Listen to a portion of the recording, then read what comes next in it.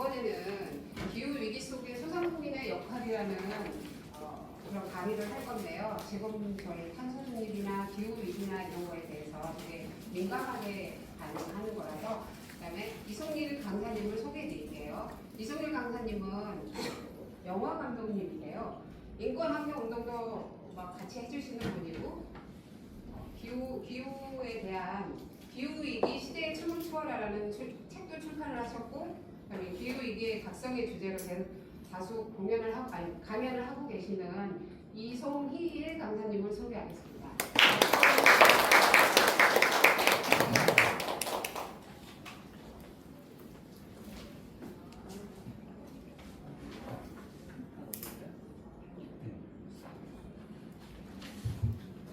제 목소리 잘 들리세요? 네. 네, 저는 이송일이라고 하고요. 상업영화를 찍은 게 아니라 잘 모르실 거예요. 거의 보기에는 29살처럼 보이지만 왜 비웃으세요? 보기에는 29살처럼 보이지만 거의 30년 가까이 독립영화만 내리다 보니까 잘 모르실 거고요. 오늘 영화 이야기를 하려고 온 건 아니고, 어떻게 하다 보니까 기후 이야기를 가지고 지금 몇 년째 전국을 다니면서 정말 본의 아니게 강의를 하고 있습니다. 왜 그런지는 좀 이따 이야기를 좀 하다가 제 이야기도 살짝 나올 것 같아요. 오늘은 사실 저한테 주어지는 시간이 짧더라고요. 보통 뭐 기후 얘기하면 그냥 뭐 날씨가 저런가 봐 이런가 봐 이렇게 생각들을 하시는데, 왜 그런지 얽혀져 있는 이야기들을 좀 하다 보면 몇 시간이 걸려도 항상 시간이 촉박한데, 오늘은 긴 시간을 별로 아주 힘들어하시려고 한 시간까지 끝내달라고 하셔가지고 조금 빠르게 좀 진행을 좀 해보도록 하겠습니다. 네. 그 기후위기 속에 꼭 제목을 이렇게 해달라고 해가지고 소상공인, 오늘은 이제 우리가 기후위기에 대해서 기본적으로 좀 알면 함께 공유를 했으면 좋겠다 이런 얘기를 좀 하고 넘어가도록 할게요. 이건 제 책인데요. 시간이 없는 관계로 홍보를 좀 하려고 하다가 넘어가도록 하겠습니다. 기후위기 이런 얘기를 하면 2018년을 알아야 돼요. 그러면 제가 여기서 500원짜리를 좀 여러 개 가져왔는데 질문을 한 번씩 졸릴까봐 드릴 거예요. 알아맞히시는 선생님께 500원 드리도록 할게요. 저희 광명 시민들은 500원의 가치를 얼마만큼 크게 생각하는지를 한번 테스트를 하도록 하겠습니다.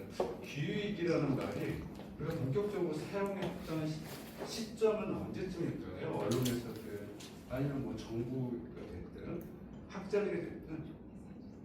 영상을 찍었는데 이쪽이 잘 나와서. 그래요? 네. 여기서 찍어야 잘생기죠. 네, 맞아요. 잘생긴 거. 얼른 찍어주시다. 네. 계속 여기 있으라는 거죠? 네. 언제부터 우리가 기후위기 이런 말을 사용하게 됐을까요? 여기 써 있으니까. 맞습니다. 2018년 얼마 안 되죠? 사실 얼마 안 돼요. 그전에는 지구온난화, 기후변화 두 가지 표현을 많이 사용했어요. 근데 지구온난화라고 하는 표현도 본격적으로 우리가 사용하게 됐던 것은 1975년도부터거든요. 그리고 기후변화라는 표현도 1980년대 이후에요. 얼마 안 되네요. 근데 2018년쯤에 기후위기 이런 말이 폭발적으로 증가를 하게 되는데 두 가지 이유가 있어요. 이 두 가지 이유에 대해서 간단하게 소개하도록 하겠습니다. 우리 작년 무더웠죠. 지금 오늘 제가 수요일에 살아요. 저쪽 서울의 강북구에 사는데 이제 4호선 타고 1호선 타고 독산역에 내려서 걸어올 생각으로, 근데 급행을 제가 잘 안 타봤어요. 그래서 계속 한 정거장씩 그 금천구청까지 오길래 다음 독산역에 내려주겠거니 했는데 거기서 안양까지 가보더라고요. 시간이 쫓겨서 헐레벌떡 여기 다시 버스로 올라가서 오는데 굉장히 무섭더라고요. 오늘 서울은 33도, 오늘부터 아마 폭염과 이 장마가 이제 본격적으로 시작되나 봐요. 그런데 2024년이 항상 우리가 얘기를 할 때 인류 역사에서 가장 무더웠어요. 심지어 12만 년 만에 가장 무더운 해였어요. 2024년이. 여러분도 다 느끼셨잖아요. 굉장히 무더웠죠. 나쁜 소식은 올해 상반기까지만 보면 2024년보다는 조금 덜 더운데 2025년은 중반 넘어가면 자칫하다가는 2024년 기록을 깰지도 몰라라고 이제 잠정적으로 예상을 하고 있으나 어쨌든 2024년은 굉장히 무더웠던 해죠. 근데 항상 비교를 하는 해가 있어. 언론에서 두 해가 있습니다. 한국의 경우 1994년 굉장히 무더웠어요. 저는 29이어서 잘 모르겠으나 정말 무더웠던 기억이 살짝 나요. 아유, 어르신들만 고개를 끄덕이시는구나. 젊으신 분들. 그리고 두 번째로 2018년을 항상 비교를 합니다. 2024년과 함께 굉장히 무더웠어요. 근데 한국뿐만 아니라 미국도 무더웠고 유럽도 무더웠어요. 폭염 강원이 본격적으로 2018년에 그러니까 북반구, 남반구 이렇게 표현을 하죠. 북반구는 2도상 위쪽, 남반구는 밑에 남반구라고 하잖아요. 2도상 북반구 쪽에 기후재난이 들락적단해가 바로 2018년인데 여기에서 우리가 주목해야 되는 거는 뉴욕타임즈를 비롯해서 기후이라는 말이 폭발적으로 시작했습니다. 너무 뜨거우니까 미국이 열기라고 그래서 캐나다부터 시작해서 미국까지 갇혀버린 거예요. 그래서 일부 지역은 50도까지 끌어오르니까 뉴욕타임즈를 비롯한 유수의 언론들이 야 드디어 기후재난이 도래한 것 같다. 기후위기가 시작된 것 같다라고 호들갑을 떨기 시작했는데 여기에는 숨겨져 있는 위선이 있습니다. 이미 1980년대부터 도서국가들, 섬국가들은 해수면 상승, 온난화 때문에 해수면 상승에 직면했어요. 1년에 평균적으로 3mm에서 6mm 정도 계속 상승을 합니다. 심지어 호주 인근에 있는 섬국가에서는 해수면이 상승을 한다는 건 허리케인의 빈도 강도가 세진다는 것을 의미하는데요.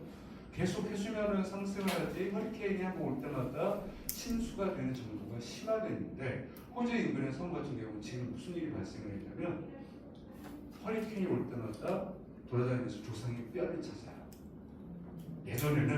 예전에 조상 묘자를 했을 때는 저 밑에다가 써도 생각을 안 했겠죠. 위험할 거라고 생각을 안 했겠죠. 근데 이게 점차적으로 10년, 20년 가까이 해수면이 상승을 하는 데다가 그리고 허리케인의 빈도 강도가 세지니까 한 번에 침수가 될 때마다 이제 그 뼈가 올라오는 거예요. 이 후손들 입장에서 죽을 수밖에 없잖아요. 어찌됐든.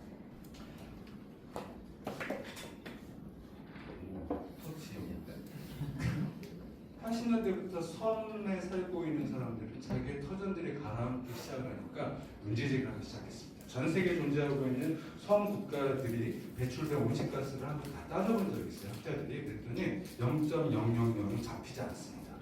억울하겠죠. 80년대부터 이미 해수면 상승을 했고 지금 현재 여러분들은 직감을 잘 못하세요. 인천 쪽에 섬 쪽에서 섬이라든지 이런 데는 이미 한국 이 한반도의 해수면 상승은 전 세계 평균보다 조금 빠르거든요.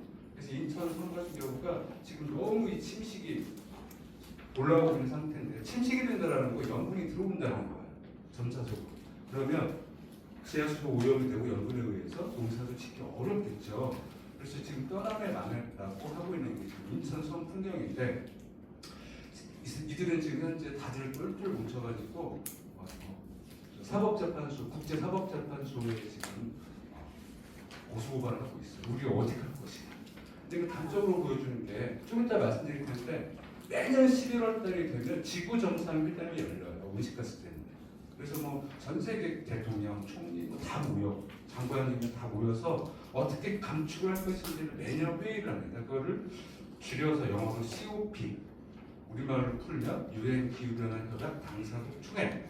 그래서 항상 11월 달이 되면 회의가 열려요. 그거 항상 여러분들이 11월 달이 되면 언론에서 항상 나옵니다. 그래서 올해는 COP 뒤에 30이 붙어요. 그 얘기는 30번째 국제회의라는 이야기인데 2021년 영국 글래스고에서 COP 회의가 열리고 있었습니다. 근데 이게 투발로우라는 나라예요. 투발로우라는 섬 국가인데 여기 외무부 장관이에요. 이 외무부 장관이 다른 나라 사람들은 전용기를 끌고 영국 글래스고에 모였습니다. 당시 대통령이었던 문재인 전 대통령도 회의에 참석을 하러 갔어요. 영국 글래스고에. 근데 이 투발로 외무부 장관은 그냥 화상 채팅을 했습니다. 거기서 회의 열심히 하고들 있어요. 저는 용부가 바쁜 관계로 화상 채팅을 하겠습니다. 근데 보다시피 이상하죠. 보통 화상 채팅하면 뭐 이런 회의실에서 하거나 자기 사무실에서 보통 하잖아요. 근데 왜 이렇게 물 위에서 이렇게 찍었을까요? 바닷가에서. 근데 심지어 이 외무부 장관은 이 사진 하나 때문에 화상 채팅을 했다는 다른 하나의 이유 때문에 그 해 노벨 평화상 후보에 올랐어요. 뭔가 대단한 어떤 정치적인 실천을 했거나 좀 책을 썼거나 어떤 중요한 발언을 한 게 아니라 단지 화상 채팅을 했다는 이유입니다. 이렇게 옆에서 뒤에서 찍은 사진인데요. 이게 왜 중요하냐면 여기 외무부 장관이 태어났던 곳이에요. 자기가 자라는 동안 자기가 태어났던 집에 이만큼 잠겨 있다라는 것을 그냥 화상 채팅으로 보여주는 거예요. 그래서 노벨평화상위원회에서 이건 정말 기후위기가 얼마만큼 심각한지를 한눈에 보여준다. 그런 차원에서 노벨평화상 후보에 올렸던 거예요. 그래서 어쨌든 80년대부터 수학 국가에서 문제 제기를 했으나 부유한 국방부, 공교롭게도 위도성 국방부인 어디가 국방부예요? 유럽, 미국, 그리고 한국을 비롯한 동아시아 이렇게 세 지역이 배출한 온실가스가 지금 현재 전체 산업혁명 이후에 배출되는 온실가스의 91% 이상이에요. 그러면 억울하겠죠. 문제제기를 계속했어요. 하지만 부유한 국방부에서는 빗정을 짓지 않았습니다. 90년대 아프리카 지역이 천년을 올가면했던 가뭄 때문에 가축의 95%가 물이 없어서 죽어요. 얼마나 억울하겠습니까? 아프리카는 뭐 계속 쿠데타나 내전 때문에 국가 수가 왔다 갔다 하잖아요. 대략 56개 국가예요. 그럼 제가 여기서 500원짜리 질문을 드릴게요. 전체 누적 배출량을 따지면 아프리카 대륙은 56개 정도 되는 아프리카 전체 대륙은 몇 %나 배출했을까? 역사상 지금까지 500원 드리나요? 10%, 1%. 그래도 아프리카 대륙인데 56개 나라를 같은데요. 참고로 한국이 한 2% 정도 배출했어요. 남한이 북한 빼고. 그러면 아프리카 대륙은 몇 %일까요? 그러면 남한은 어마무시하게 배출하는 거예요. 그렇죠. 그 땅덩어리 면적으로 보면 비교가 할 수가 없잖아요. 남한하고 아프리카 전체 대륙은 3에서 4% 정도. 얼마나 억울하겠어요. 그렇죠? 이들은 90년대부터 문제제기를 합니다. 부유한 국방부 너희들 주력! 하지만 뒷등을 듣지 않았어요. 그러다가 2018년이 되니까 호들갑을 떨기 시작합니다. 드디어 기후위기가 도래했다라고 호들갑을 떨기 시작합니다. 그전에는 기후위기 정책이 존재하지 않았습니다. 2018년이 중요한 두 번째 이유. 유럽의 청소년들이 맨 가운데 있는 소녀가 기후 관련한 이야기를 할 때 전 세계에서 가장 유명한 소녀예요. 그레타 툰베리라고 하는 스웨덴의 인물이고 기후운동 하면 무조건 그레타 툰베리. 전 세계에서 가장 뭐 트럼프하고도 맞짱을 뜰 정도로 유명한 사람이죠. 얼마 전에 며칠 전에도 가자, 팔레스타인 지금 학살당하고 있잖아요. 그 사람들 위해서 막 배 끌고 가다가 붙잡혀가 다시 스웨덴에 막 하여간 유명한 사람이고 지금은 그때는 소녀였는데 지금은 22살이에요. 나이가 들었습니다. 본격적으로 기후운동이 시작했던 해가 바로 2018년이에요. 누가? 청소년들이. 그레타 툰베리를 비롯한 10대 청소년들이 성인들의 머리채를 잡고 감히 성인 너희들, 기득권 너희들이 우리가 누려야 될 삶 자체를 엉망진창으로 만들어낸다고 미래위험 금융이라는 단체부터 시작을 해서 학교 파업을 지금까지 계속하고 있습니다. 거의 성인들의 머리채를 잡고 이 기후 아니 우리가 자기네들이 어리잖아요. 성인이 되었을 때는 이 엉망진창이 될 거니까 이거 어떻게 할 거야? 하고 싸우기 시작합니다. 미국에서도 2018년에 선라이즈 무브먼트라고 하는 지금도 있어요. 길종의 조직이 있는데 맨 처음에 시작했을 때는 단 사무실 하나로 시작했다가 지금은 450개 각 전국에 미국 전역에 지구를 줄 정도로 국제적인 조직이 됐거든요. 그래서 2018년에 청소년들이 기후운동을 시작했고 성인들의 머리채를 잡고 시작을 했던 해예요. 그러니까 전 세계적으로 특히 어디가? 국방부가 한국이 기후위기가 심각해지나 봐. 뭔가 탄소 중립이라든지 뭐 이런 이야기를 해야 될 것 같은 뭔가 이렇게 필요성을 느끼기 시작했죠. 주로 미국, 그다음에 유럽, 동아시아 국가가 바로 기후 이야기를 시작했던 거가 2018년이에요.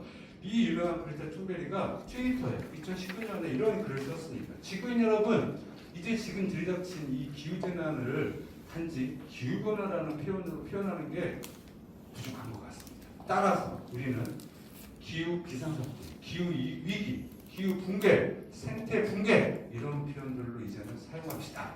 라고 보통 이 사람은 글을 하나 쓰잖아요. 글을 하나 쓰면 이게 지금 170만 명이 리트윗을 했다는 거거든요. 그래서 이 트윗을 보통은 수십만 명, 수백만 명이 읽어요. 근데 이 트위터에 글을 쓰고 나서 북방 언론들이 받아 안 하죠. 맞다. 이제는 기후변화, 지구온난화라는 표현 대신 기후위기라는 표현을 적극적으로 사용하자. 그래서 우리가 지금 현재 잘생긴 29살 여가 감독이 기후위기에 관련된 강의를 하고 다니는 것도 전국을 다니는 이유도 바로 2018년도에 이런 배경들이 있었다라는 걸 이해하시라고 2018년을 말씀드린 겁니다. 그래서 기후위기라는 표현은 얼마 되지도 않았지만 사실 그 안에는 북반구 이선도 많이 스며져 있다. 이런 걸 이해하시면 좋을 것 같고요.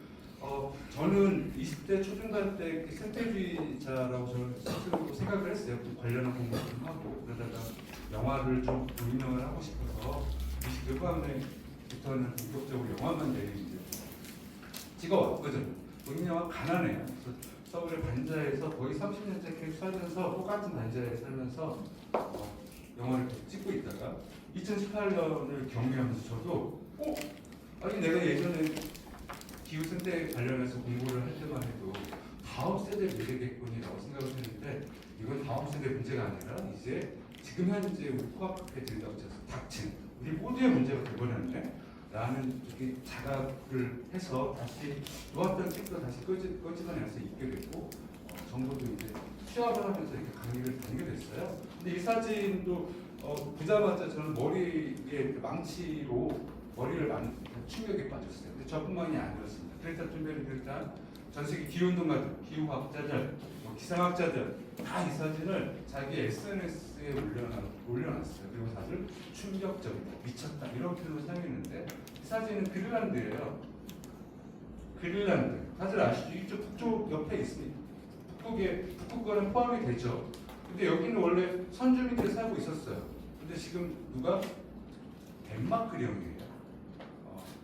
사실 독립을 해도 되는데 덴마크가 사회민주주의 국가잖아요. 그래서 뭔가 재정적으로 많이 도움을 줘요. 그래서 굳이 막 독립을 할까 말까 뭐 그런 생각을 하고 있죠. 요즘에 트럼프가 땅 따먹기 하려고 하죠. 여러 나라가 간 도잖아요. 파나마 먹어버리겠어, 캐나다 먹어버리겠어, 멕시코 북쪽 먹어버리겠어. 그리고 가장 욕심내는 땅이 어디? 그린란드예요. 왜 그렇게 욕심을 낼까요? 트럼프부터 해서 일론 머스크를 포함을 한 이 빅테크 자본 그 억만장자들이 가장 욕심내는 땅이 지금 그릴란드.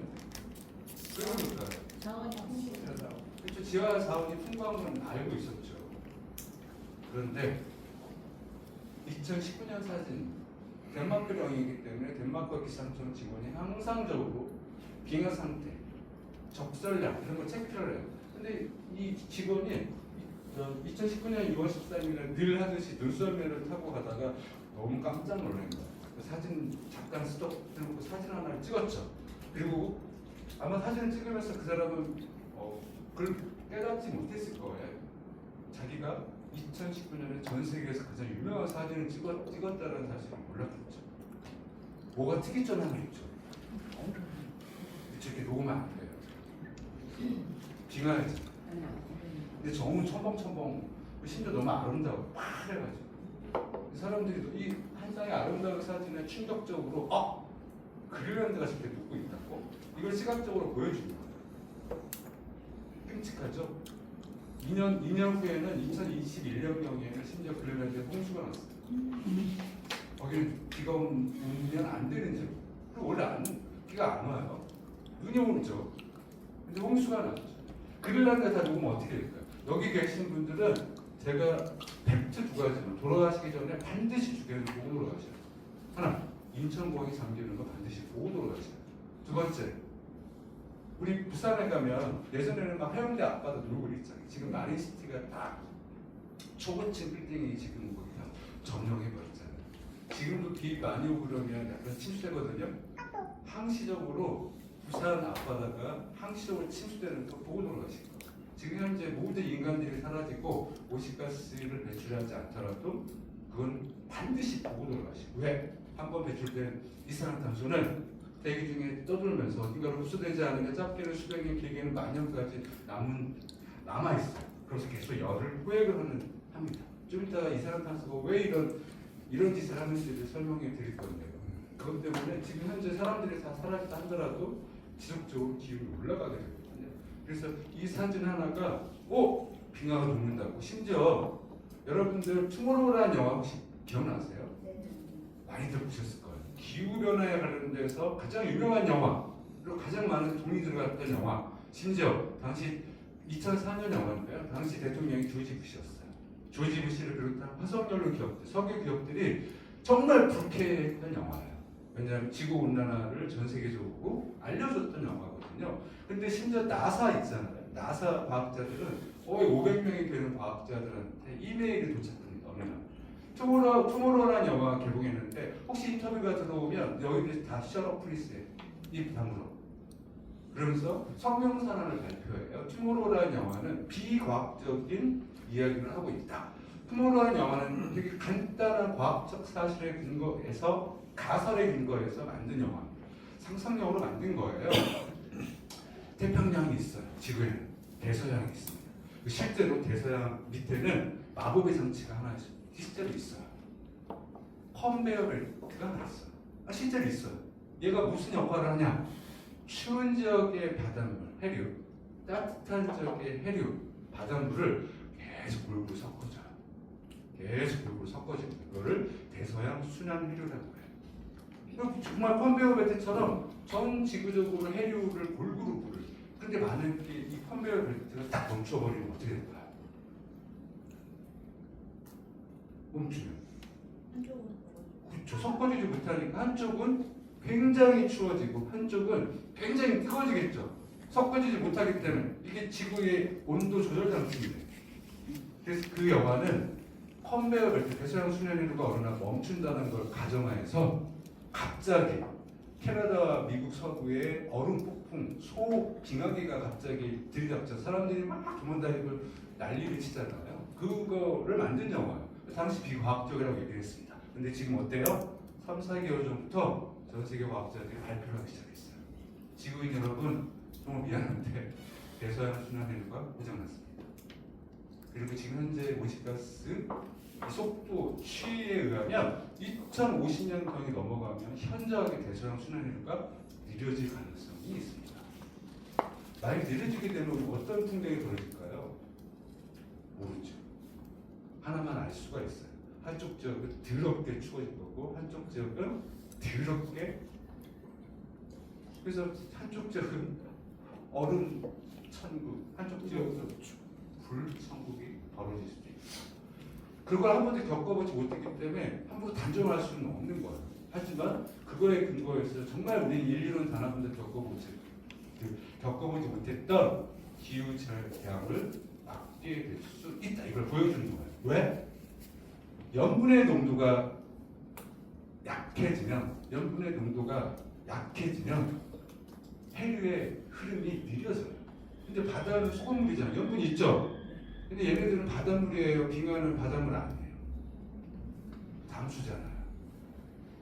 그럼 바닷물에다가 담수를 계속 빙하가 녹으면서 퍼부으면 어떻게 돼요? 염분의 농도가 옅어지잖아요. 해류의 흐름이 계속 느려질 수밖에 없죠. 그냥 이거는 되게 과학적이고 간단한 과학적인 사실에 근거하는 이야기예요. 그런데 이제 당시 2004년, 20년 전에 과학자들은 부정을 했어요. 왜? 석유 기업에 돈을 받고 연구를 했으니까.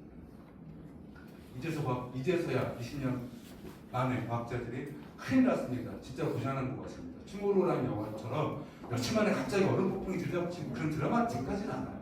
천천히 서서히. 왜 우리 개구리를 솥에 넣고 끓이면 잘 모르잖아요. 그래서 서서히 끓어오게 돼요.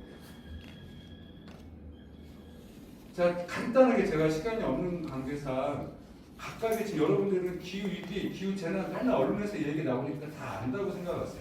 하지만 지금 현재 전 세계에서 어떤 일이 벌어지는지 각 나라마다 다 소개를 해도 한 나라마다 구체적으로 소개를 하려면 2시간 넘게 걸려요. 그러지 못하고 아주 간단하게 어디 가서 잘난 척 하시라고 한 줄만 제가 요약을 해서 설명해 드릴 거예요. 지구의 평균 기온이 1도 상승을 하면 대기 중의 수분이 7% 증가한다. 여기서 중요한 건 평균 기온이 1도예요.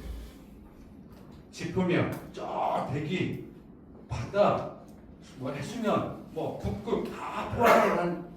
왜 우리는 매일 기온이 올라내리락 하잖아요. 어제는 좀 추웠다가 오늘은 더 뜨겁다가 뭐 그렇잖아요. 근데 그것만 생각하니까 기온 1도 뭐 저거 대수라고 생각을 하지만 평균 기온 이거는 압도적으로 이 높낮이가 굉장히 편차가 큰 거죠. 지구의 평균 기온이 1도가 상승을 하면 대기 중의 수분이 7% 증가한다. 즉 어디저건 가뭄과 폭염으로 수증기를 증발시키겠죠.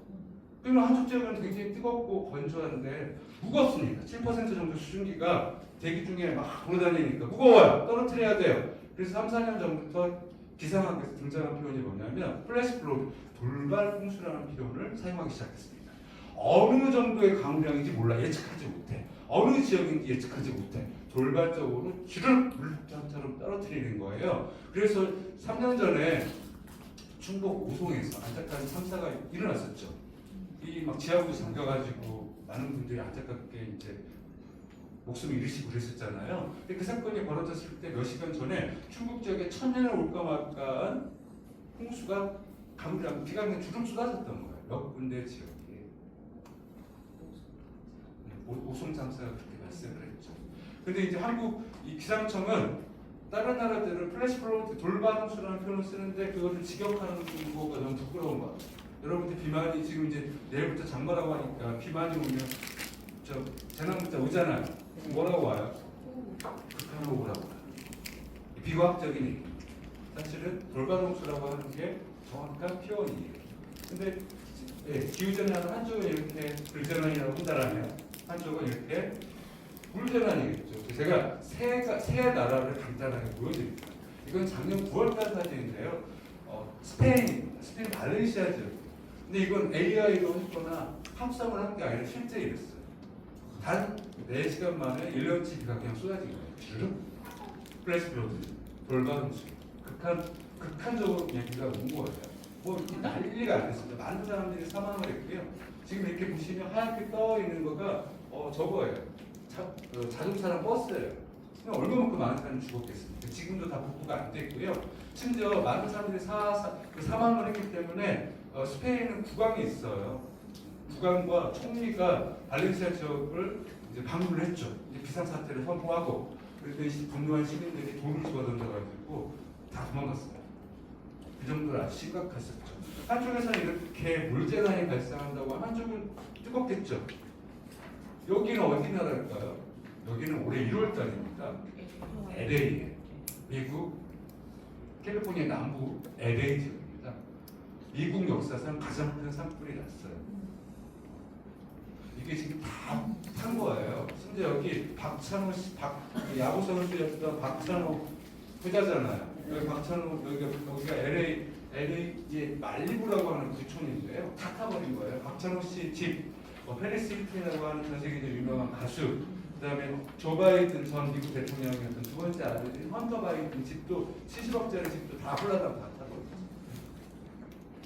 사실은 요 LA 산불만 관련해가지고 설명을 드리려면 왜 복합재난이 기후재난은 왜 복합재난이고 여기 얽혀져 있는 문제를 설명을 해드리다 보면 재밌기도 해요. 근데 한 2시간 걸리니까 빨리 넘어가도록 하겠습니다. 왜 이런 사태가 벌어지는지를 조금 아시면 좋을 것 같은데 이거 막 남부 캘리포니아 남부 산타모니카 산맥인데요. 이걸 이제 위성 사진을 토대로 해서 그때 당시 올해 1월달에 산불이 난 거를 시각화하는 겁니다. 어마무시한 산불 많이 크게 났었죠. 여기는 어느 나라죠? 세 번째 나라예요. 의성이 3월달에 의성부터 시작해서 큰 산불이 경상북도에 났었잖아요. 한반도 역사상 가장 큰 산불이래요. 근데 3월달에 의성에서 산불이 났을 때 의성을 포함한 경상북도 몇 군데 지역은 3월 역사 중에 가장 뜨거운 기온 20도. 말이 안 되는 거예요. 심지어 위성을 포함해서 경상북도 산불이 나올 즈음에 예년 강우량의 20% 미만. 즉 건조하고 그리고 뜨겁고 고온의 상태인 거죠. 두 가지가 조건이. 근데 보통 3월, 4월은 강원도가 산불 시즌이에요. 원래. 그래서 보통 편서풍이 건조한 편서풍이 강원도 쪽으로 불거든요. 남쪽과 서쪽에서. 근데 해수면이 상승을 한다라고 해수면이 상승을 하고 해수면 온도가 한반도가 지금 계속 뜨겁거든요. 일본 앞바다도 마찬가지지만 한국도 이렇게 앞바다가 뜨겁다라는 건 편서풍의 빈도, 강도, 그다음에 이 기간이 더 늘어난다라는 걸 의미해요. 그래서 강원도로 주로 많이 가던 이 편서풍이 올해는 좀 빠르게 경상북도 쪽으로 들닥친 거예요. 그래서 세 가지 조건이 극한의 건조한 조건, 고온 조건, 여기에 아주 센 편서풍이 들닥치니까 담배뿌리들, 무슨 불시안하들 하나만 뭐가 점화만 됐다 하면 난리 부르스를 쳤던 거죠. 그래서 이게 기후 재난이라고 하는 건 산불의 조건들을 극한으로 밀어닥친다는 거. 제가 기후위 시대의 틈을 초월하라는 책을 쓰기 위해서 1장에 전 세계에서 발생하고 있는 산불 재난을 조금 소개를 했는데, 그래서 3, 4년 동안 산불만 줄창 쫓아다녔어요. 전 세계. 근데 한국에서 이런 산불이 98여 형태 비슷한 산불이 이렇게 빨리 발생할지는 몰랐는데 저도 깜짝 놀랐던 거예요. 3월달에 여기가 의성이에요. 이게 유공위성인데요. 편서풍을 타고 서쪽과 남쪽에서 들이닥친 편서풍을 타고 그냥 다 탄 거예요. 여기가 뭐예요? 바다예요. 바다 없었으면 그냥 계속 갔어요. 이걸 인공위성 상태 그냥 얼마나 많이 탔는지를 한눈에 볼 수가 있잖아요. 그런데 첫 번째가 이렇게 산불이 날 수 있는 게 기후위기라고 한다면 두 번째 또 중요한 요인이 있습니다. 산림청이에요. 지금 산불을 조장하고 있는 게 바로 한국의 산림청입니다. 산림청은 때려잡아요. 여기는 산불이 날 때마다 저거 잔치예요. 성과금 잔치예요. 웃기죠? 웃겨요. 그래서 몇 년 동안 저서 막 무슨 지면이 있을 때마다 산림청을 비판하는데 씨알도 안 먹혀요. 여기는 정부가 바뀌어도 워낙 다 여기서 거기는 다 똑같은 사람들이라서 산림청을 해체해버려야 돼요. 북한은 간단히 설명드릴게요. 북한은 민둥산이 많아요. 6.25 때부터 시작해서 아직 복구가 안 됐습니다. 거기 계속 나무 자르다가 계속 떼는 거예요. 그러다 보니까 비가 많이 오는 지금 되면 홍수가 날 수밖에 없잖아요. 민둥산 때문에. 한국도 계속 헐벗은 민둥산이었는데 그나마 박정희 때부터 시작을 해서 지금도 논란이에요. 왜 한국이 녹화산업에 성공을 했는지 70년대부터 왜 그래요? 한쪽에서는 박정희가 잘해서 그런 거야 라고 얘기를 하는데 한쪽에서는 아니야 연탄 때문에 그래. 왜냐하면 70년대에 연탄이 등장을 했거든요. 60년대 본격적으로 막 다 퍼진 거예요. 뭐 50년대 후반부터 등장을 했었지만 우리가 이제 전 나라에서 보호를 했을 때 그래서 그렇지 않았으면 계속 나무를 뗐을 거라고 한 주장이 있어요. 어찌됐든 녹화산업이 성공했습니다. 근데 무슨 나무를 좀 심었을까요? 그렇죠. 소나무를 죠. 왜냐하면 소나무가 빨리 자라기도 하고 관리가 쉬워요. 관리가 쉬워서 그리고 이제 가공 이런 데도 쉽습니다. 소나무는 솔잎이 떨어지죠. 네. 솔잎이 떨어지면 산성 물질을 엄청 많이 품어대요. 소나무 밑에는 다른 나무가 못 자라요.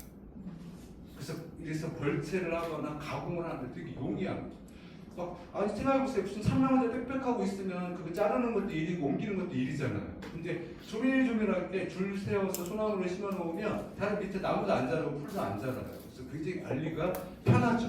그래서 즉 상업적인 목적으로 숲을 관리를 했던 거예요. 그럼 거기까지 그냥 어떻게 그때야 너무 살기 힘들었으니까 그냥 넘어갈 수 있어. 근데 지금 이렇게 내일 산불이 일어나죠. 그럼 무슨 일이냐면 놔두면 돼요. 지금 한반도는 기온이 아열대에 근접했기 때문에 놔두면 화력수가 자라올라요. 침엽수는 화력수에 비해서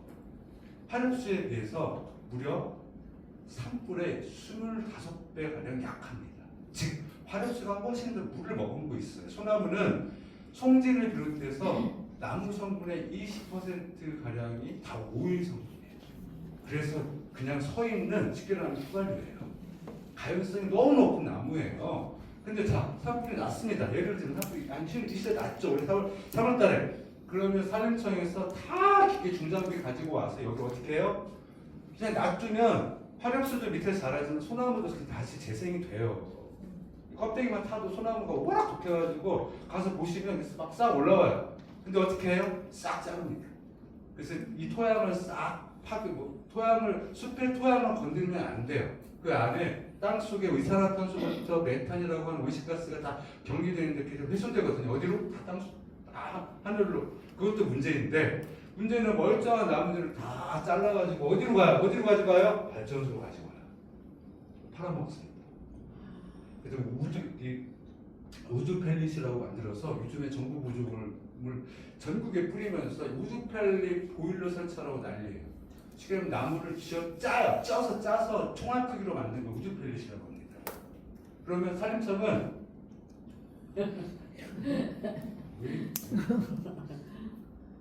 이거 어떻게 뭐예요?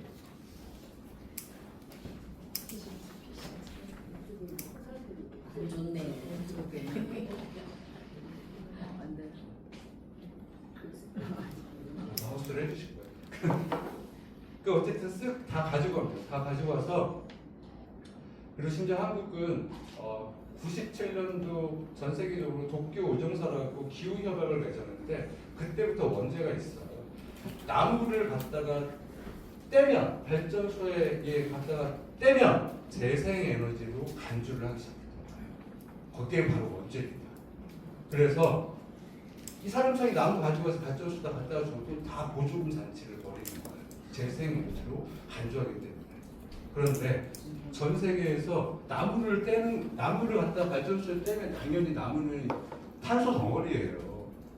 이게 잘못된 것 때문에 전 세계에서 지금 나무를 기후이기 때문에 재생 에너지로 나무 떼는 거가 간주되어 있기 때문에 나무를 가장 많이 떼는 나라가 있어요. 영국이 그렇습니다. 악랄합니다.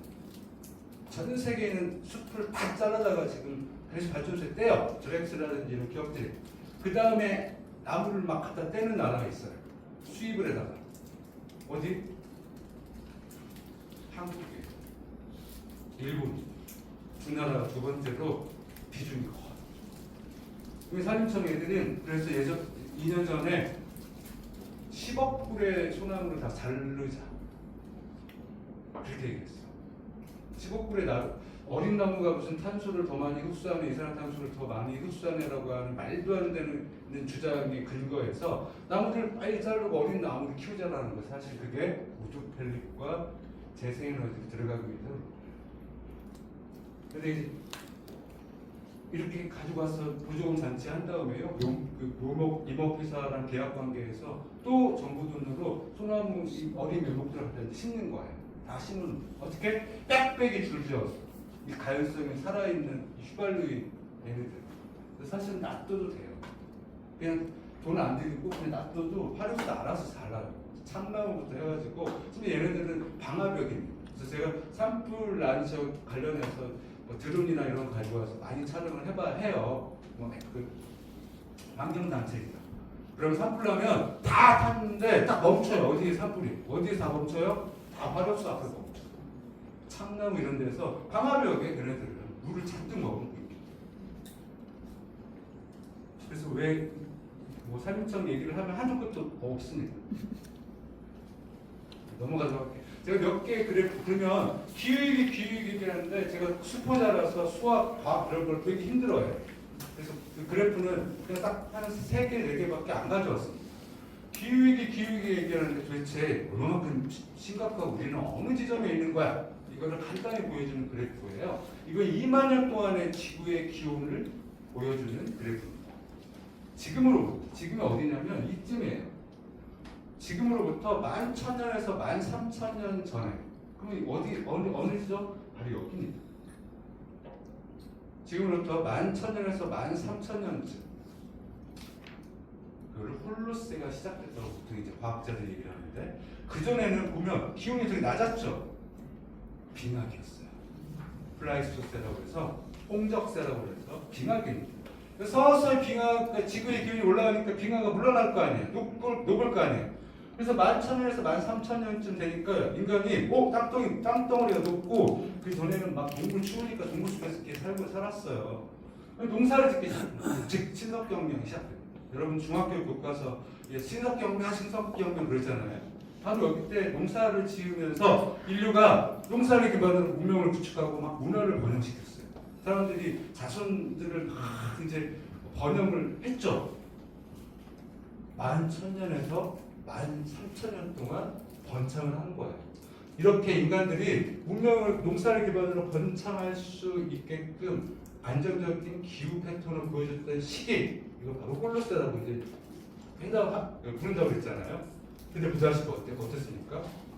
기온이 팍 올라가는 거 보실 수 있죠. 기온이 그냥 막 갑자기 미친 듯이 폭주하잖아요. 언제부터? 여기 산업혁명이라고 써있네요. 그렇죠?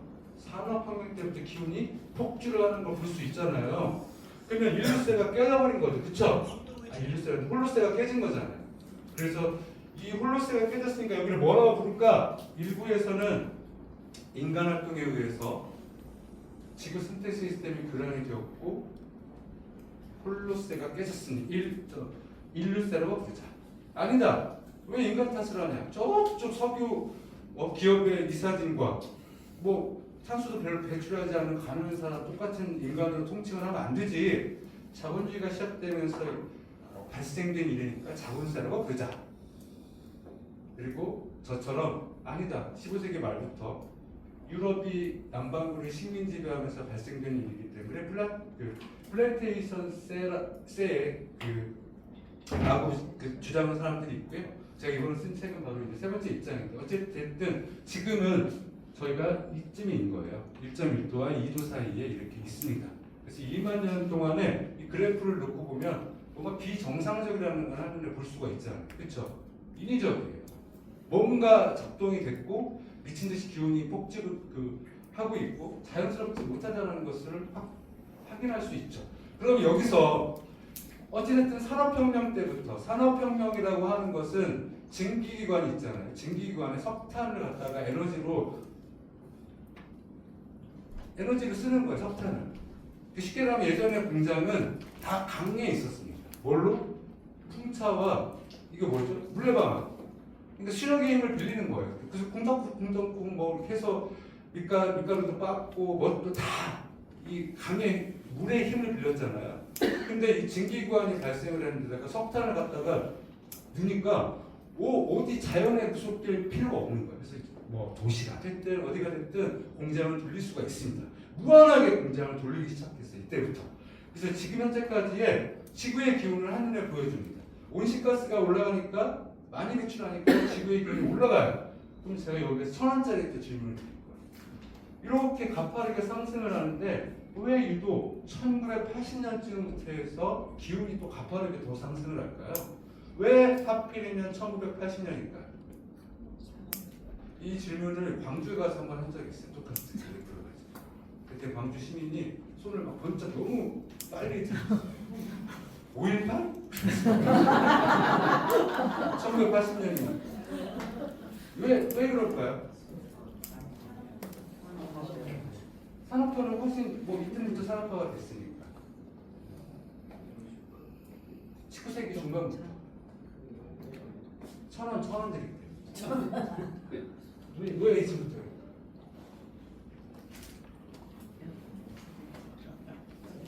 어떤 지역의 부상이랑 관계가 있어요. 중국이요. 그렇죠, 중국. 네. 중국, 인도, 그리고 한국, 일단 동아시아 국가.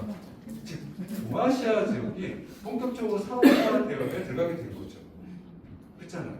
원래 중국은 예전에 70년대까지만 해도 농사짓던 곳이에요. 본격적으로 70년대 후반 등수병이 죽은 이후로 80년대부터 본격적으로 산업화. 인도 마찬가지고 한국도 마찬가지고. 그래서 동아시아 국가가 본격적으로 공장을 가동하면서 온실가스를 더 플러스 시킨 거잖아요. 그러니까 기온이 더 가파르게 상승을 하겠죠. 그러면 왜 유럽과 미국은 제조업을 동아시아 쪽에다가 외주화시킨 거잖아요. 그렇죠? 아웃소싱.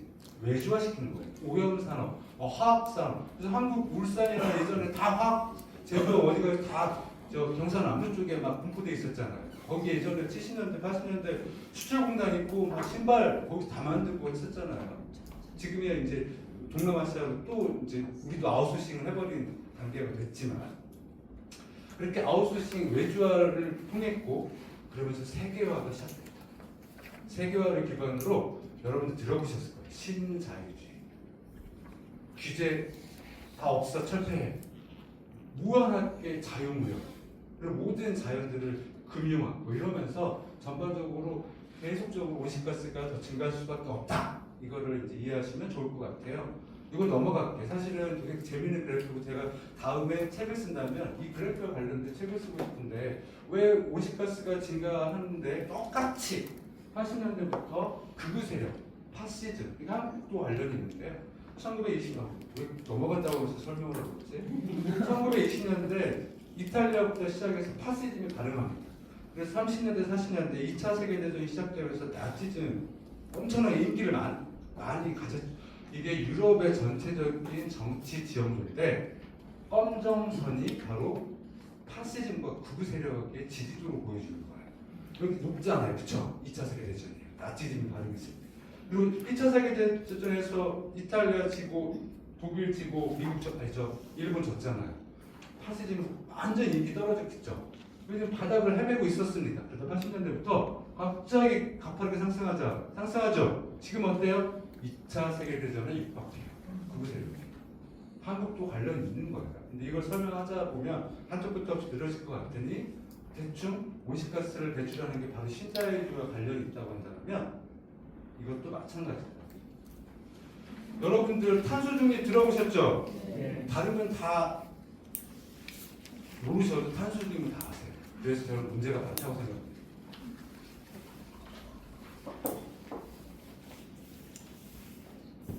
빨리 소개할게요. 아까 COP가 매년 11월달 열린다고 했죠. 1992년 브라질 리우 첫 인류 역사상 처음으로 지구정상회담이 열린 이후로 1995년도부터 그러면 매해 우리 지구정상회담이 열자라고 합의를 한 거예요. 그래서 11월달부터 나라를 바꿔가면서 COP 회의를 계속 합니다. 그런데 계속 싸우는 거예요. 회의가 공회전을 막 돕니다. 왜? 미국과 유럽은 야 지금 현재는 중국 이런 인도, 러시아 너희들이 막 석유 팔아먹고 석탄 캐면서 너희들이 더 많이 배출하잖아. 니네들이 먼저 줄여.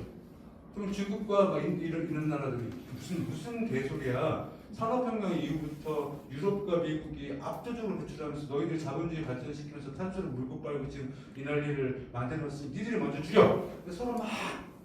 서로 사태질하고 싸우고 이러면서 공회전을 돌았죠. 그러다가 드디어 2015년에 파리에서 COP 회의가 열렸어요. 그때 처음으로 협약을 맺게 된 거예요. 그게 바로 파리 기후협약이라고 합니다. 근데 파리 기후협약은 되게 간단한 거예요. 한 줄 문장입니다.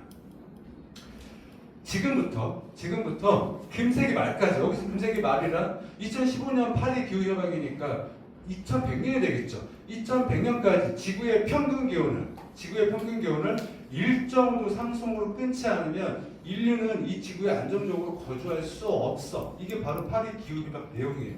따라서 1.5도 상승으로 끊기 위해서 넷째로 즉 탄소 중립을 이루자라고 하는 게 파리 기후협약의 그냥 간단한 내용입니다. 그래서 그때부터 진보적이든 보수적이든 1.5도는 모든 기후 담론, 기후 정치의 표준이 됐어요. 그래서 1.5도가 중요한데요. 안타깝게도 여기서 나쁜 소식이 계속 들려옵니다. 파리 기후협약은 2015년이었어요. 2020년경 190개 과학자들이 모인 IPCC에서 발표를 합니다. 과학자들이 이렇게 지구인 여러분 죄송한 말씀을 드려야 되겠습니다.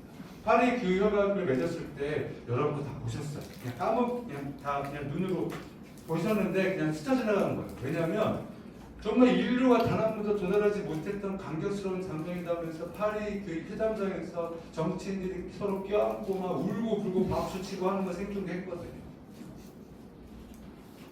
2020년 190개국의 과학자들이 성명서를 발표를 합니다.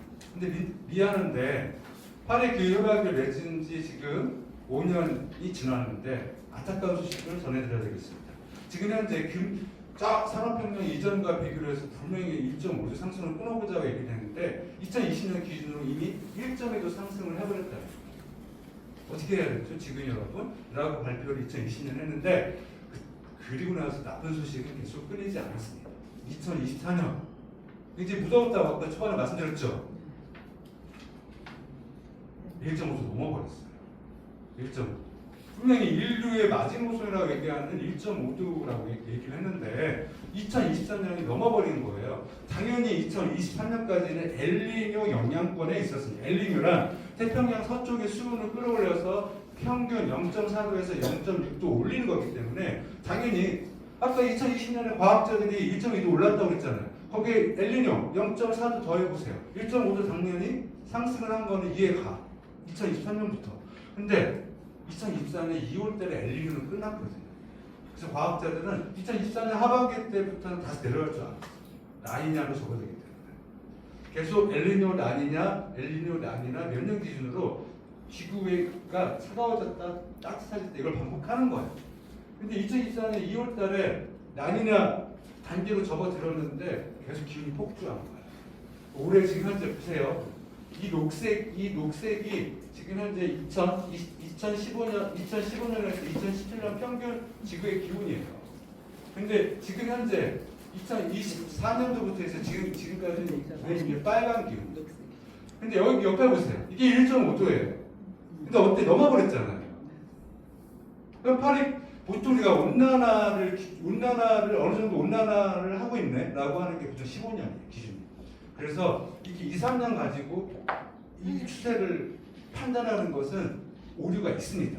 하지만 내려갈 거라고 가정을 분명히 했는데 이렇게 폭주를 하는 것 때문에 이제는 모든 걸 잘 모르겠다고 얘기를 하는 거예요. 기후과학자들. 그냥 미쳤다고만 얘기를 하는 거예요.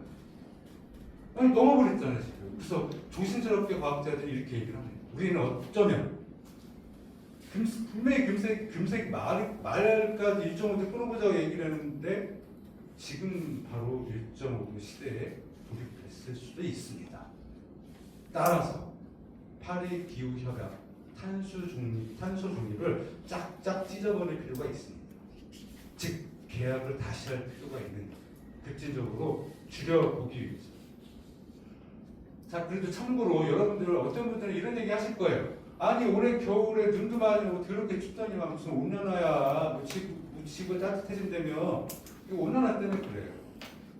이 지구상 온난화 속도가 가장 빠른 곳이 북극입니다. 평균에 비해서 4배에서 많게는 7배 정도로 온난화 속도가 빨라요. 근데 온난화 속도가 빠르다라는 건 무슨 일이 생기냐면 이게 제트기류입니다. 아마 언론을 보셨으면 한 번도 신문기사 제트기류라는 말 들어보셨잖아요. 그렇죠? 얘네들은 이 북극의 추운 대기의 진동을 막아줘요. 북극 진동. 이게 제트기류가. 얘네가 없으면 밑에까지 다 냉기가 흘러오는 거예요. 굉장히 춥겠죠. 그런데 계속 이 위에 굉장히 좀 따뜻해요. 심지어 북극에 여름이 옵니다. 얼마나 비정상적이잖아요. 제트기류가 지금 쉽게 하면 풍선에 바람이 휙 하듯이 제트기류가 고장이 나서 그냥 바람 냉기가 계속 어디로? 북미 지역으로 가장 많이 냉기가 내려오고 두 번째로 동아시아 쪽으로 많이 내려오고 있어요. 그래서 올해 우리는 눈 많이 온다 춥다 그랬잖아요. 대만은 수백 명이 얼어 죽었어요. 거기는 4도 이하로 떨어지면 얼어 죽어요. 오늘 한 번도 가보셨죠 대만? 저도 한번 갔다 더럽게 여기서 어떻게 살지? 너무 습도와 이 말도 안 되게 덥더라고요. 한국에 비해서도 훨씬. 그래서 이 동아시아 쪽으로 주기적으로 지금 내려오고 있는 이유에. 근데 어때요? 2060년경이 되면 여름에는 아예 빙하가 사라져버릴 가능성이 많아요. 즉 여러분들의 자식 세대 겨울이 사라질 가능성이 많습니다. 지금 이미 과학자들은 2050년경이 넘어가면 지금 현재 배출량의 속도에 의한다면 폭염일수가 170일에 가깝다 얘기를 해요. 어떻게 살아요? 지금 작년도 폭염 일수가 너무 많다고 막 우리 짜증나고 힘들었잖아요. 9월 달까지 너무 더웠잖아요. 근데 생각해보세요. 170일이라니까. 2050년 정도 넘어가면.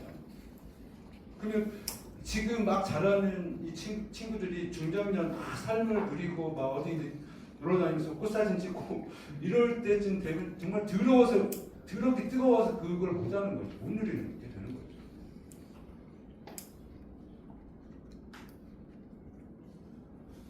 넘어가겠습니다. 티핑 포인트 얘기하면 마지막 그래프만 하나 보여드릴 거예요. 마지막 그래프는 제가 5월 말이 되면 항상 들어가는 홈페이지가 하나 있어요. 그 하와이는 여러 섬으로 이루어진 군도입니다. 화산섬도 많습니다. 근데 화산섬 중에는 마우나로아라는 화산섬이 하나 있어요. 근데 이게 마우나로아 화산섬이에요. 나무 없잖아요, 그렇죠? 화산으로 생긴 그냥 섬이에요. 그래서 나무가 없습니다. 그리고 이 화산섬 위에는 이런 관측소가 있어요. 무엇을 관측하냐? 이산화탄소 농도를 관측합니다. 그래서 제가 여기 5월 말에 들어간 이유가 있어요. 그리고 여기가 화산섬인 이유가 있습니다. 나무는 마법의 존재예요. 이 풀은 이산화탄소를 막 흡수해주잖아요. 그렇죠? 그럼 막 이산화탄소를 확 흡수해줍니다. 6월 초가 되면 하와이는 북반구에 있어요. 우리도 북반구잖아요. 6월 초가 산에 어때요? 초목이 막 우거집니다. 굉장히 푸르죠. 실록을 지나서 절정을 이루기 시작하잖아요. 그러면 나뭇잎이 막 풍성을 하기 때문에 이산화탄소를 대기 중에 이산화탄소를 흡수해줘요. 그렇죠? 그러면 대기 중 이산화탄소의 농도가 떨어지기 시작합니다. 그래서 가을까지 계속 가요. 그런데 낙엽이 막 져요. 가을이 되면. 그러면 이산화탄소를 흡수해줄 나뭇잎이 떨어지니까 어떻게 돼요? 농도가 올라가겠죠? 언제까지? 5월 말까지. 그래서 그해 대기 중에 이산화탄소 농도가 피크를 치는 것을 확인하기 위해서 저뿐만이 아니라 과학자들, 심지어 전 세계 언론인들이 마우나로아 섬에 가요. 저처럼 거기 갈 이유가 없는 이 언론인들은 취재하러 가기 위한 거고, 우리 같은 사람은 홈페이지 통해서 누구나 들어갈 수 있어요. 홈페이지에 짧게는 3, 4일, 길게는 일주일 단위로 이산화탄소 농도를 측정해서 계속 업데이트를 해요. 누구나 볼 수 있습니다. 제가 들어가는 거는 그 해의 피크 기록을 보기 위해서 그런 거예요. 근데 이게 바로 저 관측소에서 1958년도부터 측정을 했던 위대한 과학자인 데이비드 킬링 박사 이름을 따서 만든 킬링 곡선이라고 하고요. 이 킬링 곡선은 기후위기 관련해서 전 세계에서 가장 유명한 곡선입니다. 다 까먹더라도 이 곡선을 머릿속에 한번 그려보세요. 이 곡선은 인류의 운명, 지금 현재 기후위기의 심각성을 그냥 한눈에 간단하게 보여주는 정말 간단한 그래프입니다. 이 빨간색이 우리라고 대답하잖아요. 이게 5월 말이에요. 맨 위에가 쉽게 얘기를 하면. 그리고 여기 이제 다시 최저점을 기록했던 계절이에요. 그러니까 오르락 내리락 하잖아요. 그런데 1958년에 처음 이산화탄소를 측정을 했을 때는 평균적으로 316 ppm, ppm은 주의 이산화탄소 농도를 의미해요. 그러면 산업혁명 이전에 11,000년에서 13,000년 동안 홀로스 기간의 평균 이산화탄소 농도는 평균적으로 280 ppm이에요. 그러면 비교볼 만해. 280 ppm에 316 ppm 비교볼 만하잖아요. 근데 지금 어때요? 뻥충 계속 올라가죠? 전 세계에서 가장 유명한 기후변화 관련된 단체 이름이 숫자로 350입니다. 왜 350일까요? 인류한테 과학자들 모임이에요. 단체. 지금도 있어요. 전 세계에서 가장 큽니다. 인류에게 경고를 주기 위해서 350 숫자로 지은 거예요. 왜? 대기 중에 이산화탄소 농도가 350이 넘으면 인간은 지구에 안정적으로 거주할 수 없다는 것을 경고하기 위해서 그런 거예요. 근데 지금 여기 그래프를 놓고 봤을 때 350이 어디에? 340, 360, 여기가 350이잖아요. 그쵸? 여기입니다. 1988년에 여기를 넘어버렸어요. 1988년 350이 넘었습니다. 그러면 인류의 데드라인을 얘기하고 있는 350 이 행성 경계는 커녕 매년 3에서 4 ppm씩 껑충껑충 뛰어오고 있죠? 미친 듯이. 그래서 2023년에는 421 ppm. 작년에는 426 ppm. 그리고 올해는 제가 이 강의를 하려고 들어갔어요. 올 말에. PPT를 준비하려고 했더니 처음으로 430.5 ppm 압도적인 거예요. 350에서 끊자고 얘기를 했던 건데 지금 말도 안 돼. 430입니다. 2년 전에 421을 ppm을 기록했을 때 2년 전에 그 지구과학자들이 도대체 저 421 ppm 압도적인 거 저거 언제 지구 역사 중에 언제 기록했던 거야? 다 뒤져봤어요. 그때 지구 역사를 다 뒤져봤더니 지금부터 450만 년 전이 421 ppm이었어요. 그때는 지구의 평균 기온이 7도도 높았어요. 아까 우리 1.5도 평균 기온을 끊자고 얘기를 했잖아요. 상승은. 근데 7도라니까요. 그때 만약에 인간이 그때도 450만 년 정도 있었다고 하면 북극에 다 다닥다닥 붙어 있어요. 지금의 온도는 20도 이상 올라가요. 이런 데서는 못 살아요. 살기 위해서 북극역에 다 다닥다닥 붙어 있었어요. 그리고 그때는 지금보다 해수면 상승, 해수면 온도가, 아니 해수면 높이가 평균 25m 더 높았어요. 만약 그때 지도가 있었고 인간이 있었다고 한다면 우리 지금 현재 육상의 형태가 많이 바뀌었겠죠. 아예 한반도 따위는 가라앉아서 보이지도 않았을 거예요. 25m. 지금 현재 3mm, 6mm 평균적으로 이거 오르락 내리락 하는 것만 가지고 뭐가 잠기는 이러고 있는데 25m는 상상할 수 없는 겁니다. 그때는 근데 차이가 뭐예요? 그때와 지금의 차이. 그때는 100만 년 동안 화산에서 계속 온실가스가 나온 거예요. 이산화탄소 메탄이. 근데 지금은 단 250년 만에 똑같은 421 ppm을 기록했던 거예요. 그래서 이 지금 이산화탄소 농도를 끊어내리지 않으면 지구의 온도는 계속 상승을 할 수밖에 없는 거예요.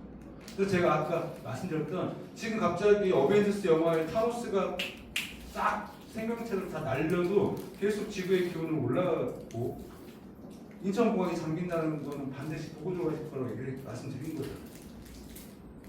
제가 가끔 들어가는 홈페이지가 하나 있어요. 전 세계의 공항을 가지고 어떤 공항이 가장 먼저 잠기는지를 조사하는 홈페이지가 하나 있어요.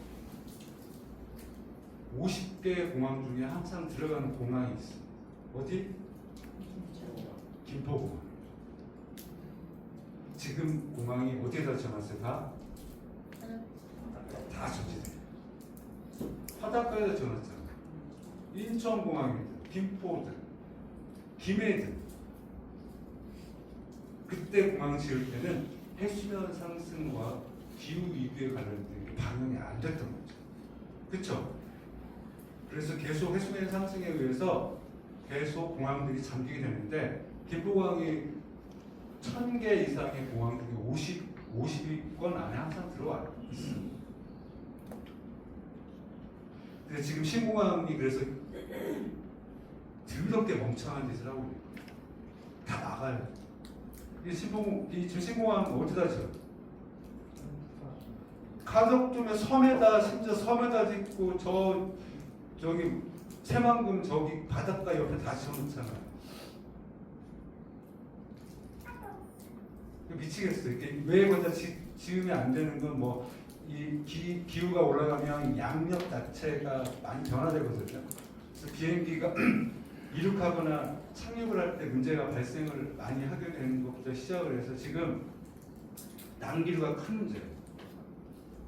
지금 난기류는 항공사고 계속 발생하는 것 중에 난기류가 발생을 하고 있는데 기후 패턴이 찢어져서 그렇습니다. 근데 이런 것처럼 다 떠나서 해수면이 지금 올라오고 있는데 왜 거기다가 이 혈세를 들여서 그 돈을 다 낭비시키냐고. 기후기 원인 간단하게 당연히 에너지원으로 화석연료를 사용하기 때문에 그렇습니다. 산업활동에 위한 에너지원으로. 여기서 화석연료는 도대체 뭐예요? 자, 화석연료, 석탄, 석유, 그쵸, 가스. 그리고 그 가스를 뭐라고 불러요? 천연가스라고 불러요. 그쵸? 영어에 내추럴 가스를 직역을 해서 천연가스라고 하는데 화석연료 기업이 만드는 가장 악랄한 거짓말이에요. 천연가스라는 표현이. 정확하게는 화석가스라고 불러야 되고요. 더 정확하게는 화석 메탄가스라고 불러야 돼요. 그들이 SK를 비롯한 기업들이 청정기업인 것처럼 거짓 위장하고 있는 이유가 아니 천연가스 자체가 화석연료 더러운 연료예요. 근데 석탄과 석유보다 이산화탄소를 덜 배출해라고 하는 게 그들의 논리입니다. 근데 이 화석가스는 이산화탄소는 덜 배출하지만 메탄은 훨씬 더 많이 배출해요. 메탄은 이신성 기준으로 비교를 하면 이산화탄소보다 무려 81배 더 열을 포획을 하는 능력이 있어요. 다시 한번 잡볼게요. 인류 역사 중에 인간이 인위적인 활동에 의해서 지구의 기온이 올라간다는 걸 처음 알게 된 게 과학자들이 19세기 말입니다. 순서대로 프랑스, 미국, 스웨덴 순서대로 과학자들이 석탄을 연구해봤어요. 석탄을 막 떼니까 뭐 가스 같은 게 매콤한 게 올라와, 매캐하고 막 머리도 아프고. 그래서 연구를 해보니까 이산화탄소가 올라오는 거예요. 이산화탄소가 그러면 계속 석탄을 뗄수록 이산화탄소가 막 대기 중에 뿌려지는 거잖아요. 그럼 이산화탄소 역할이 뭔지를 19세기 말 처음으로 해본 거예요. 그랬더니 우리는 태양으로부터 지구에 열이 쏟아지죠. 태양은 근데 다 방출합니다. 알베도가 됐든 뭐가 됐든 다 방출해요. 그 열을 다 가지고 있으면 뜨거워 다 타죽어요. 근데 여러 지구적인 작용에 의해서 충혈하기도 하고 이래서 열을 다시 방출합니다. 근데 이산화탄소가 있으면 걔네들이 무슨 역할을 하냐면 방출한 열을 딱 붙잡는 거예요. 그래서 그때는 플라스틱이 발명되기 전이기 때문에 19세기 말이기 때문에 표현을 어떻게 썼냐면 마치 모포로 지구를 덮듯이 온실 효과가 발생한다. 그게 19세기 얘기예요. 그래서 이산화탄소와 메탄, 온실가스들은 바로 얘네들 열을 막 나가야 돼. 근데 그거를 딱 목포처럼 비닐하우스처럼 딱 잡아주고 지구를 데피는 거예요. 그럼 그 안에 그냥 계속 지구의 기는 펄펄펄 올라갈 수밖에 없는 거죠. 근데 자, 화석연료를 에너지원으로 사용하고 있는 거예요. 세 가지를. 그래서 당연히 산업혁명 이후로 배출된 전체 이 지구의 대기에 플러스된 이 온실가스의 70%가 바로 화석연료를 에너지원으로 사용했기 때문에 그렇습니다. 그럼 에너지원은 우리는 전력만 생각해요. 근데 이게 IEA 국제에너지 전 세계에서 가장 공신력 있는 에너지 기구가 국제에너지기구잖아. IEA잖아. 여기가 사람들이 알아듣기 쉽게끔 그림으로 형상화한 거예요. 여기만 우린 전력만 생각해 에너지원을 했을 때. 근데 이게 착각이잖아요. 이 밑에가 보시면 난방이 49%, 그다음 교통이 28%를 차지한다. 그래서 전력, 난방 그리고 교통까지 이걸 에너지원으로 사용하고 있다라는 거예요. 지금 화석연료를 그래서 이거를 대체적으로 간단해요. 방법은 기후위기를 해결할 수 있는 방법. 화석연료 근절, 재생에너지로 빨리 가면 돼요. 그죠? 간단하잖아요. 근데 그게 안 돼요. 잘. 왜 안 돼요? 편리성이요? 이미 지금 설비 단가는 재생에너지가 제일 싸요. 왜냐하면 석유나 이런 거 막 다 추출해야 되고 막 유전 안에 뭐저 설비 다 투자 들어야 되잖아요. 근데 효율성이 그만큼 떨어지지 않을까요? 재생에너지는 그만큼 많이 움직여야지 그 에너지를 그만큼을 할 수 있는데 화석연료는 단기간에 그걸 많이 뿜어낼 수 있잖아요. 좀 이따가 보여드릴게요. 왜 그게 문제인 건지. 어쨌든 지금 세 가지를 염두에 두시면 좋을 것 같습니다. 그래서 넘어갈게요. 근데 두 번째 기후위기를 계속 영향을 주는 게 화석연료를 에너지로 쓰는 거, 재생에너지를 빨리 갈아타면 해결이 될 거라고 생각을 하는데 착각이에요. 전체 산업혁명 이후에 배출된 대기 중에 플러스 때 온실가스의 22% 가량은 바로 토지이용 변화 때문에 발생합니다. 토지이용 변화란 경작지를 위해서 지구의 껍데기를 이렇게 벗겨먹은 거예요. 지구의 껍데기 뭐예요? 토지, 땅. 그렇죠. 숲이 초목이에요. 쉽게 말하면 나무를 싹 벗겨먹은 거예요. 나무랑 식물이란 마법의 존재라고 했잖아요. 이산화탄소를 흡수를 해서 다당류로 만들어서 뿌리로 내려보내는 자기 이 몸통의 축적을 막 하죠. 그래서 다 탄소 덩어리예요. 나무들은. 그리고 뿌리를 통해서 이 땅 속에 있는 정말 다양한 미생물, 정말 수억 마리의 미생물들과 함께 공생체를 이룹니다.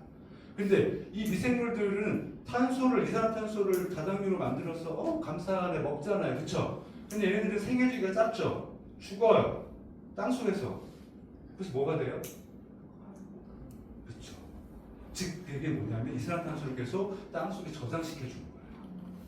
그래서 땅이 이 위에 거죽이 있다라는 것, 나무가 있고 풀이 계속 존재하고 있다라는 것은 그게 기름진 땅을 의미하기도 하지만 한편으로는 탄소를 계속 저장해주고 격리하고 그래서 감사한 거죠. 근데 지금 경작지를 위해서 이렇게 싹 벗겨먹으면 어떻게 해요?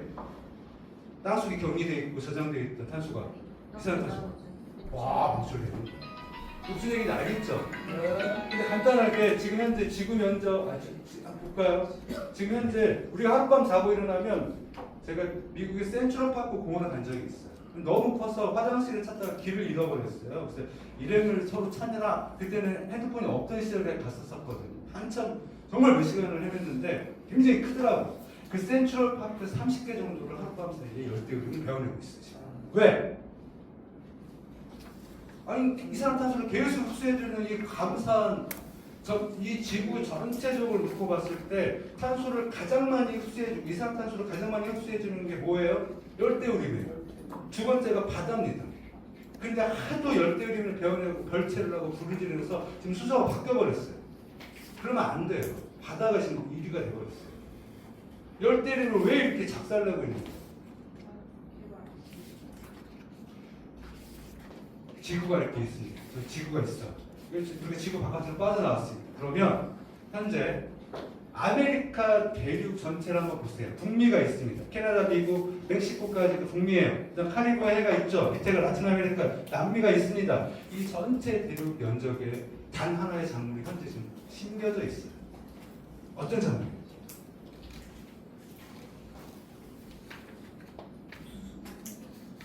제가 책을 꼭 쓴다고 하면 한국인들의 상상력을 장악해버린 이 옥수수를 분석하고 싶어요. 이 질문을 어디 가서 해도 다 한국인들은 옥수수라고 했거든요. 미쳐버리겠어요. 근데 그 이유가 미국의 드라마 영화 때문이라고 저는 생각해요. 그래서 평원에 미국 영화 보면 다 옥수수잖아. 그래서 그렇게 생각을 하는 것 같아요. 근데 어제 콩이 콩, 대주. 전 세계에 이렇게 정말 광활한 면적에 심어놓은 이 대두콩, 이 95%는 어디로 사람 입으로 들어가지 않아요. 어디 입으로 들어가요? 사료. 그래서 이 사료를 위해서 열대우림을 불태우고 목재, 그리고 파묘. 파묘 같은 경우는 한국은 제국주의 중에 제국주의. 악랄한 나라. 한국은 파묘 이 플랜테이션 구축하기 위해서 마다가스카르에 불법적으로 대통령과 불법 거래를 했다가 들통이 나가지고 마다가스카르 정부가 엎어졌어요. 심지어 인도네시아의 코린토를 비롯해서 다 물질을 삼성물산이고 보면 제가 작년에 그것에 관련된 칼럼을 썼더니 삼성물산 측에서 전화가 와 협박하는 거죠. 악랄해요. 어쨌든 여기서 중요한 것은 기후 변화에 관련된 게 이거로만 우리의 삶을 현재 생태 시스템을 이해하면 안 돼요. 오존층, 대기 오염 이런 여러 가지 이유 중에 하나가 기후 변화. 이걸 행성 경계라고 하는데요. 인간들이 살기 위해서는 행성 경계를 지켜야 되는데 보통 9개 정도라고 행성 경계 얘기를 하는데 안타깝게도 지금 빨갛고 파란 부분 있죠. 6개 행성 경계가 이미 찢어졌어요. 기후 변화까지 포함해서. 나머지 뭐 오존은 다시 보존을 했었습니다. 무너졌다가 협약을 맺어가지고 3개 정도만 지금 살아있고 6개가 지금 망가져 있는 상태예요. 행성 경계.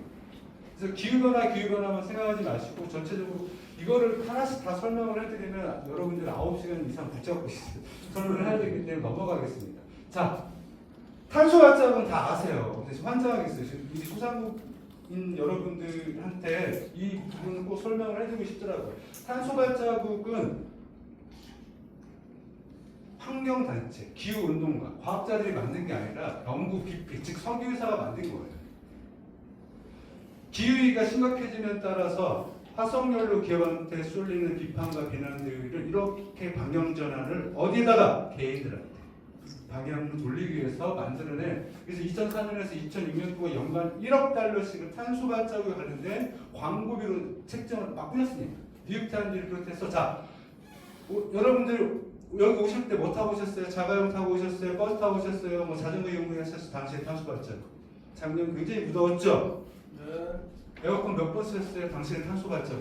이 광고들을 계속 때리는 거예요. 오늘 식사 뭐 하셨어요? 육류 드셨어요? 채식하셨어요? 당신의 탄소받죠. 심지어 이들이 만든 고기 광고를 유튜브에서 쉽게 볼 수 있어요. 가서 보면 시민들이 다 인터뷰를 합니다. 기후위기가 심각해진데 걱정이죠. 당신의 탄소받죠. 간단한 예를 하나 들어볼게요. 문재인 정부 때 한정희 환경부 장관이 페이스북에 이런 걸 썼어요. 근데 사실은 환경부 정책이었습니다. 이미 보았거나 쓸모없는 이메일 한 통을 치면 4g의 이산화탄소를 줄일 수 있습니다. 탄소 중립 시민 실천으로 공무원 사회, 그 다음에 일산학교에 다 이거 실천을 독려했어요. 그래서 제가 고등학교까지만 강의를 하는데 가서 학생들한테 이메일 지급 운동 하고 계셔요? 그러면 예 하고 있습니다. 그리고 가끔 공무원도 강의를 가요. 하고 계세요? 네 하고 있어요. 그러면 좀 환장하겠어요. 이메일이 그렇게 무서운 이메일 계정을 없애면 돼요.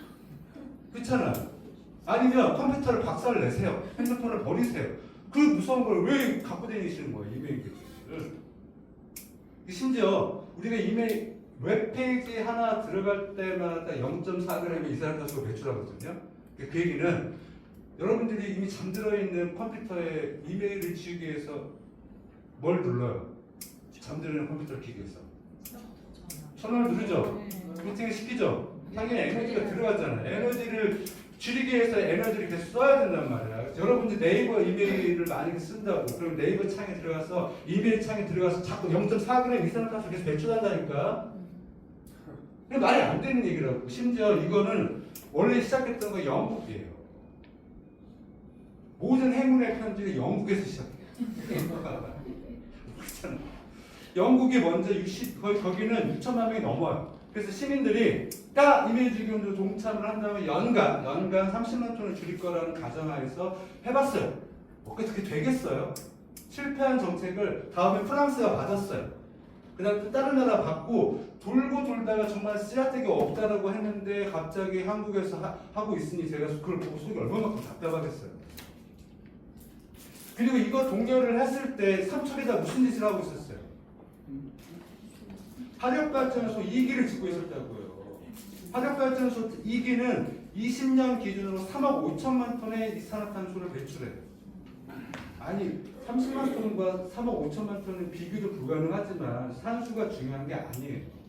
우리가 어디에 초점을 맞춰야 되는지. 자, 여러분들 좋아하시는, 그렇다고 해서 제가 전력을 아끼자라든지 분리수거를 하지 말자 그 얘기를 하는 건 아니에요. 근데 자, 분리수거를 또 한번 볼게요. 1950년대 플라스틱 포장재 기업들과 미국 정부는 버리는 캠페인을 벌였어요. 버려! 일회용 플라스틱 포장재 있죠. 버려! 왜 이런 짓을 했어요? 제가 저희 어머니한테 인터넷으로 뭔가 주문을 해서 시골에 살고 계시는 어머니한테 보내면, 그리고 이제 집에 가끔 가잖아요. 저희 어머니가 일회용 포장지 그릇이나 이런 거를 깨끗이 씻어가지고 쓰세요. 그럼 엄마 저거 좀 버리면 안 돼. 그래도 이걸 왜 버려? 반찬 그릇을 쓰시고 심지어 싱크대 한 칸이 다 그거야. 그 당시 오시는데 미국인들도 버리는 문화가 쉽지 않았어요. 그러면 일회용 이 플라스틱 포장재를 실컷 만드는 입장에서는 빨리 버려야 돈이 되는 거잖아요. 그래 사서 구매를 해야 이걸 캠페인을 하는 거야. 버려 닥치는 대로. 자, 두 번째 또 하나 보여드릴게요. 1970년에 지금 이거 여러분들 유튜브에 치시면 지금도 있어요. 더 크라잉 인디언, 울부짖는 있는 인디언이라고 하는 공익 광고입니다. 이 내용은 일회용 플라스틱 포장재 이거 막 버려요. 백인들이. 근데 지나갔던 인디언이 보면서 눈물을 막 흘립니다. 그리고 자막이 하나 떠요. 인간이 오염을 시작했습니다. 따라서 인간들이 오염을 줄일 수 있습니다. 이 공익광고는 공전의 히트를 쳤습니다. 지구의 날 행사가 지금 열리잖아요. 처음으로 지구의 날 행사가 열린 게 1970년인데 그 당시 가장 그 행사에서 많이 회자되고 히트를 쳤다는 게 이 공익광고예요. 드디어 우리가 이제 이 사람이 얼마만큼 지구를 아껴야 되고 이런 것. 근데 이 공익광고에는 두 가지 반전이 숨겨져 있어요. 하나는 농담에 가까운 반전입니다. 알고 봤더니 인디언이 아니었어요. 이 사람은 이 광고의 히트의 영향 때문에 그 이후에 웬만한 서부국에 다 인디언으로 출연했을 겁니다. 근데 인디언이 아니라는 사실이 밝혀진 이후에 수치 속에서 삶을 마감하셨어요. 이탈리아인이었어요. 그래서 우스갯소리로 말씀드린 거고 진짜 반전 따로 있습니다. 이 공익 광고를 만든 단체는 킵 아메리카 뷰티풀이라고 하는 환경 단체예요. 미국을 아름답게 가꾸자라고 하는 이름이죠. 근데 이 환경 단체는 50년대부터 만들어져서 80년대까지 미국에서 가장 영향력 있는 환경 단체이면서 오늘날 우리가 시민 실천으로 알고 있는 줍기, 분리수거 이런 거를 다 실천을 독려했던 그 모델을 만들었던 단체예요. 굉장히 영향력 있는 환경 단체예요. 자, 여기 반전입니다. 이 환경 단체 누가 만들었을까요?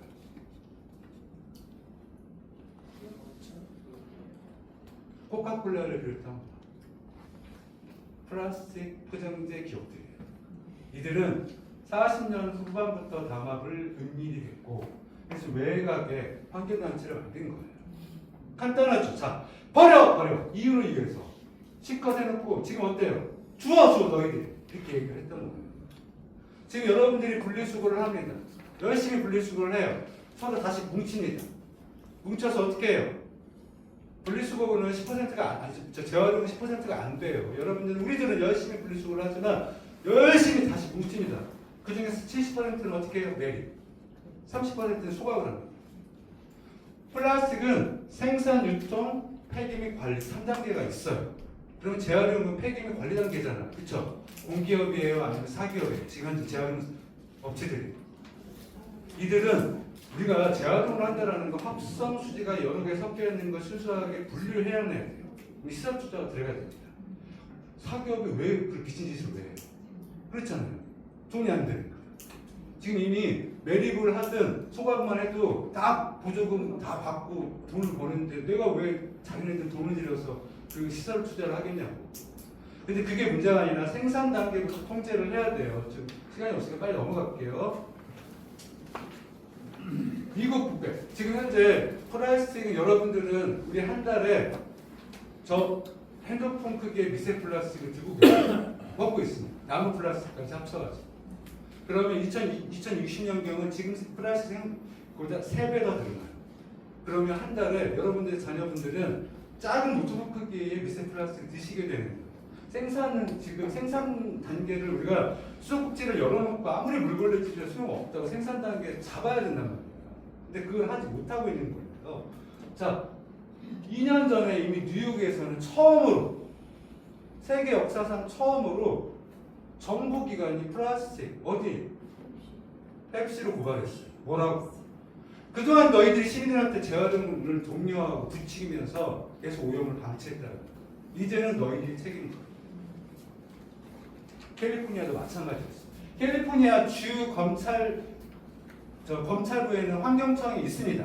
그거를 처음 환경청을 만든 게 트럼프한테 이번에 미국 대통령 선거에서 졌던 카말라 해리스 검사 출신이잖아요. 그래서 이 캘리포니아 이 주 검사 출신이에요.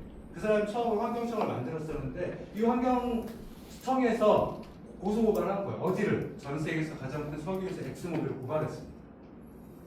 그동안 너희들이 재활용을 독려하면서 오염을 방치했다는 거예요. 심지어 유엔에서조차도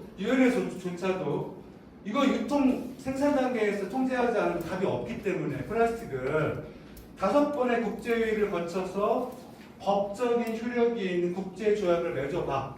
그래서 자리를 딱 깔아줬습니다. 4번째 국제회의는 캐나다 오타와에서 열렸고 5번째 회의는 작년에 11월 달에 부산에서 열렸어요. 5번 회의를 거쳐서 조약을 맺어보자. 5번째 회의가 열렸던 부산에 당시 시민들은 아무 관심 없어. 한국 시민들은 계속 재활용 네가 더 잘해 이걸 띄워말아 이 짓거리를 하고 있을 때 플라스틱 포장재 기업인 200명 이상이 제 전용기를 타고 와서 회담장 앞에 복도 로비에 가득 차게 앉아서 재활용 이러고 있었어요. 그게 시민들의 우리 의식이라고 하는 거가 딱 이 정도 수준이라는 거예요. 자, 볼게요. 지금 3달 전에 충격적인 사실이 드러났습니다. 이게 시체를 부검을 해서 플라스틱, 미세 플라스틱, 나노 플라스틱 얼마만큼 어디 부위에 축적이 되는 조사를 하려면 결국 시체를 부검하게 해야 되기 때문에 대대적인 조사가 어려워요. 그 전까지는 어디까지 했냐면 인간의 폐를 조사를 해봤더니 죽은 자의 90% 이상 폐에 미세, 그 다음에 나노 플라스틱이 축적되어 있다는 것까지 발견이 됐는데 두 세 달 전에는 충격적인 사실, 드디어 되게 많은 분들을 주검을 대상으로 조사를 했어요. 우리 인체 중에 도대체 플라스틱이 어디에 가장 많이 축적이 되어 있을까요? 조사를 해봤더니 작은 이 플라스틱 수저 정도 양의 플라스틱이 어딘가에 축적이 되어 있어요. 어디에? 써 있잖아요. 뇌에 축적이 되어 있어요. 그래서 풀려졌어요, 미스테리. 무슨 미스테리가? 조기 치매. 조기 고혈압이 왜 증가를 하는지. 당연하죠. 머릿속에 미세 나노 플라스틱이 그렇게 떠들고 있는데, 아니 많은 부분이 방출이 돼요. 하지만 계속 축적이 하고 되는 거야. 축적된 양이, 그 잔여의 양이 많아지는 거죠. 근데 조기 치매와 조기 고혈압이 왜 점점 증가를 하는지 이제서야 미스테리가 풀렸다니까요. 호주의 바다세 조사를 해봤더니 부화된 지 50일밖에 안 되는 호주 바다세 95%가 조기 치매에 지금 걸려 있어요. 그 중에 연구원이 그 중에 조사를 했던 그 어린 개체를 좀 끌어안고 있는 사진을 제가 가져왔어요. 안타깝죠. 그 정도로 심각한 거예요. 요거 한 달 전쯤에 밝혀진 건데요. 너무너무 충격적이었어요. 지금 공개적에도 이 나노 플라스틱은 떠돌아다녀요. 우리는 흡입을 하죠. 배출을 계속하면서 흡입을 하고, 그런데 식물들도 당연히 나노 플라스틱, 미세 플라스틱을 흡수를 하고 그게 먹이 사슬 때 우리가 풀을 먹잖아요. 아니 뭐 무슨 뭐 상추가 됐든 막 먹잖아요. 그러면 당연히 먹이 사슬 때문에 축적이 된다는 걸 알고 있잖아요. 생선이 되었든. 근데 풀도 그 경로를 타거든요. 근데 이번에 조사는 뭐냐면 그전에는 풀이 그냥 플라스틱을 흡수한다는 걸 알고 있었는데 이번에 밝혀진 건 어디로? 기공으로 흡수를 한대. 정말 그런가 보다 그랬는데 중요한 건 뭐냐면 광합성률을 떨어뜨리는 거예요.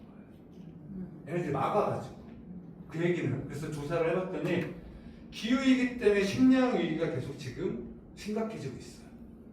그래서 지금 우리 모든 뭐 전 정권이 됐든 지금 현재 민주당도 저는 그렇게 기대하지 않습니다. 식량 정책에 관련해서는 너무 무지해요. 그래서 이 식량 방화벽들이 계속 올라가기 때문에 우리 자급자족률을 올려야 되거든요. 거기에는 너무 현재 지금 부족한 인식을 갖고 있는데 지금 현재 기후위기는 식량위기라는 말을 서로 다 해.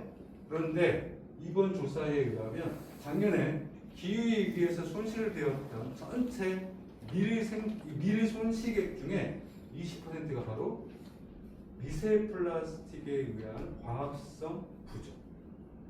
그 얘기는 뭐냐면 앞으로 계속 플라스틱에 의해서 식량 위기가 발생될 수도 있다라고 하는 아주 충격적인 이야기였던 거예요. 따끈따끈한 연구예요. 자, 100개 기업이 전체 온실가스 71%를 배출합니다. 이 중에 3분의 2가 화석연료 기업들이에요. 그래서 나머지는 자동차 기업을 비롯한 대기업들입니다.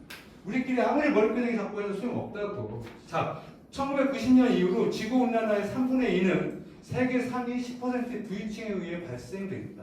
이것도 2주 전에 연구 결과예요.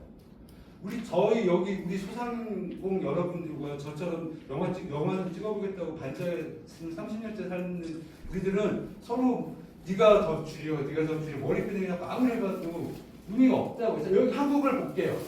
기후위기에 막중한 책임을 가진 국내 대기업이 상위 10대 그룹의 온실가스 배출량 전체 배출량이 36%, 그리고 11개 그룹사의 경우는 전체 배출량의 64%를 배출해요. 이건 제 자료가 아니라 우리나라 가장 큰 환경단체 녹색연합의 자료입니다. 이것도 뭐 거의 비슷하고 넘어가서 할게요. 다 까먹어도 이 그래프를 하나 머릿속에 아까 그 킬링 곡선과 함께 두 번째로 중요해요. 이거는 한국에도 굉장히 유명한 토마 피케티라고 하는 경제학자와 전 세계 경제학자들이 만든 불평등 연구소라는 게 있어요. 거기에서 내용을 잡은데요. 자, 상위부자 1%가 전체 배출량 중에 17%, 상위부자 9%가 전체 배출량 중에 31%. 그리고 하위계층, 저를 포함한 여기 계신 선생님들, 이 하위계층 50%는 12% 정도 배출해요. 그래서 제가 우리끼리 머리끄댕이 아무리 자꾸 싸워도 의미가 없다고 말씀드린 거예요. 그러면 가장 빠른 기후 대응은 뭘까요?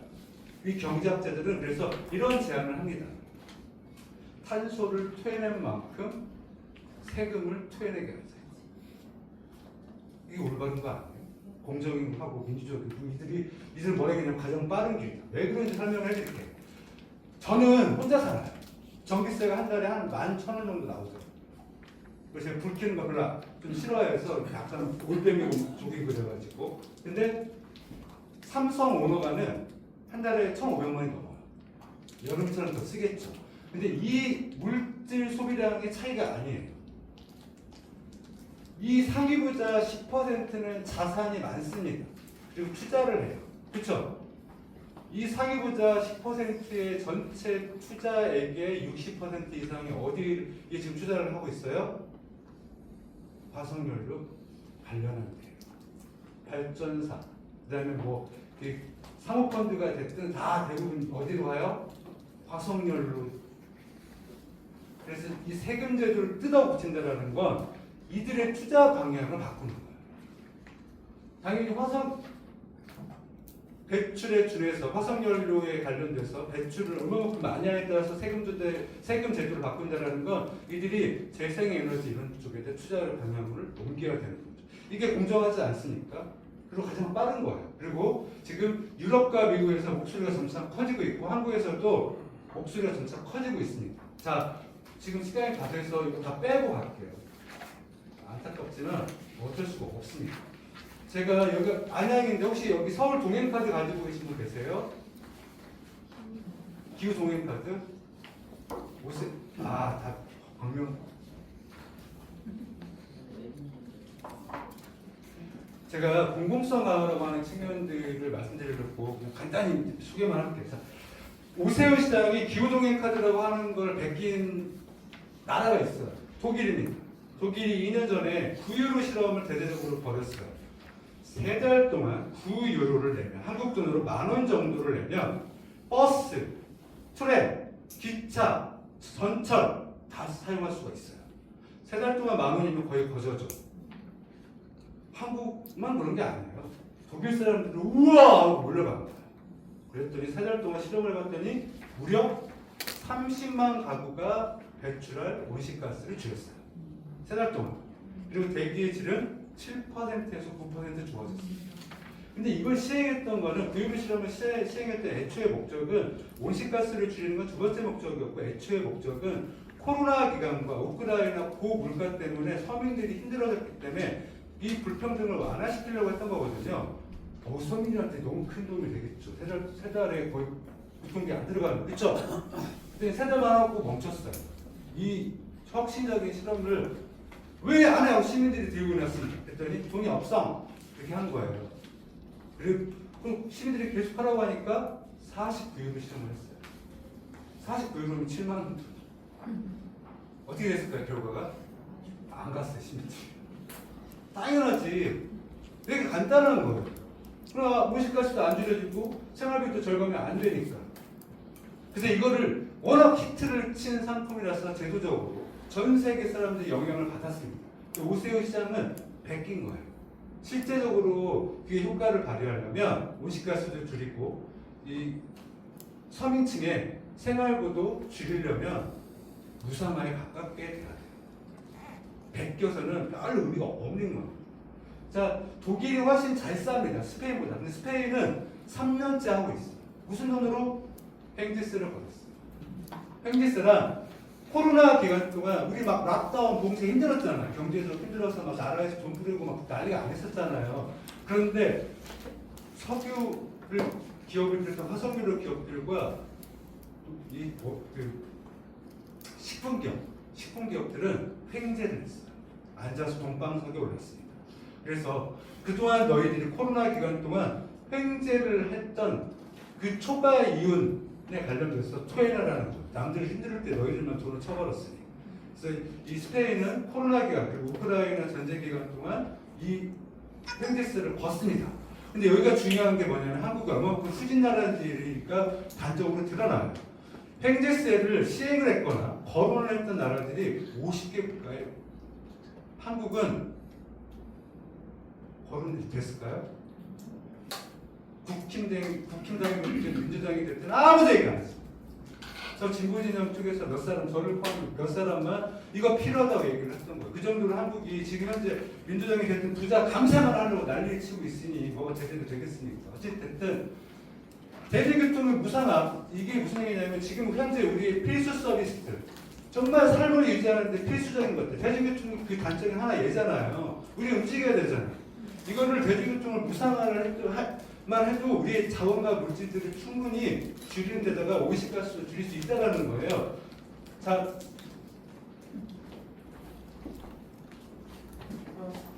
그 한국도 청송군, 그다음에 그 완주군, 그다음에 문경시 대중교통을 지금 무상화를 하고 있습니다. 제가 전 지역 돌아다니면서 공무원 대상으로 얘기를 많이 하거든요. 대중교통 무상화 실험에 관련돼서 한국에서도 목소리가 서서히 나오고 있어요. 근데 이거는 대중교통도 중요하지만 단적으로 또 하나 예를 들어볼까요? 생수를 들어볼까요? 저는 감사하게 또 이렇게 텀블러에 물을 주셨어요. 우리가 일회용 플라스틱 있죠? 일회용 플라스틱 병에 담겨져 있는 생수는 대략 평균적으로 20만 개의 미세 플라스틱, 나노 플라스틱이 담겨 있어요. 여러분이 먹는 건 그냥 플라스틱 덩어리예요. 다 광고에 속으면 안 됩니다. 그래서 참고로 어느 때 플라스틱이 용출될까요? 물 안 얼리면 안 돼요.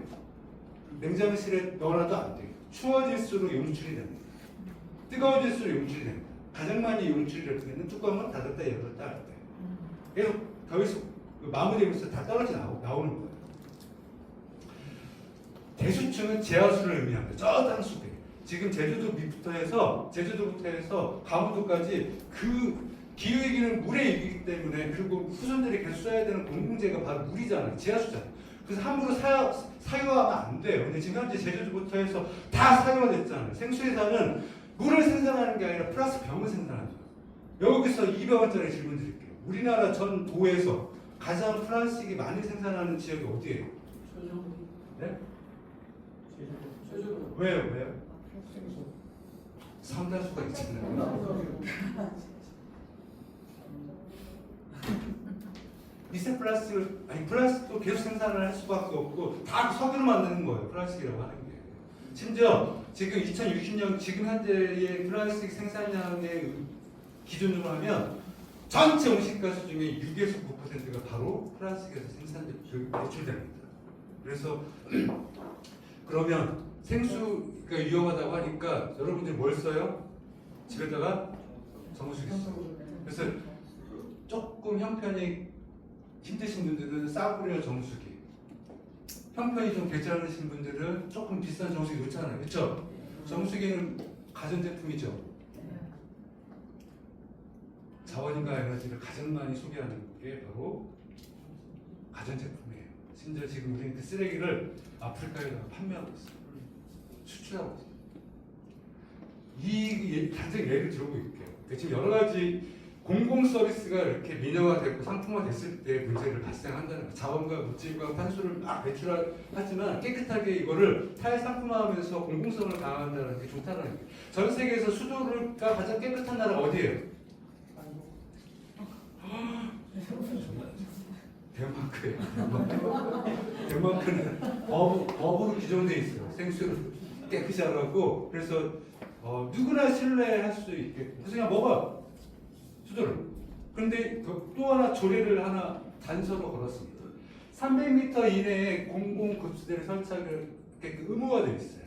그러면 코펜하겐, 특히 덴마크 중에서도 가장 깨끗한 수도를 자랑하는 게 코펜하겐 수도잖아요. 그래서 코펜하겐 시민들은 그냥 텀블러 하나 갖고 다니면서 걸어다니면서 급수대에서 물 따라서 먹으면 되는 거예요. 깨끗한, 다 신뢰를 하니까. 두 가지 조건이죠. 누구나 신뢰할 수 있는 깨끗한 물, 공공성 강하잖아요. 그렇죠? 두 번째는 급수대를 누구나 어디에서나 접근성으로 강화시켜야 되잖아요. 2년 전에 한 환경단체가 한국 서울의 지역의 급수대를 공공급수대에 잘 되고 있는 조사를 한 적이 있어요.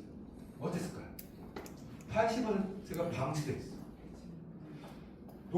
아예 수도가 단정이 되어 있거나 심지어 안에 흙이 들어가 있거나 녹슬어가 눈물이 나오거나 엉망진창인 거예요. 그래서 한쪽은 끊임없이 공공 서비스 좋게 해야 돼요. 깨끗하게 누구나 믿을 수 있게끔.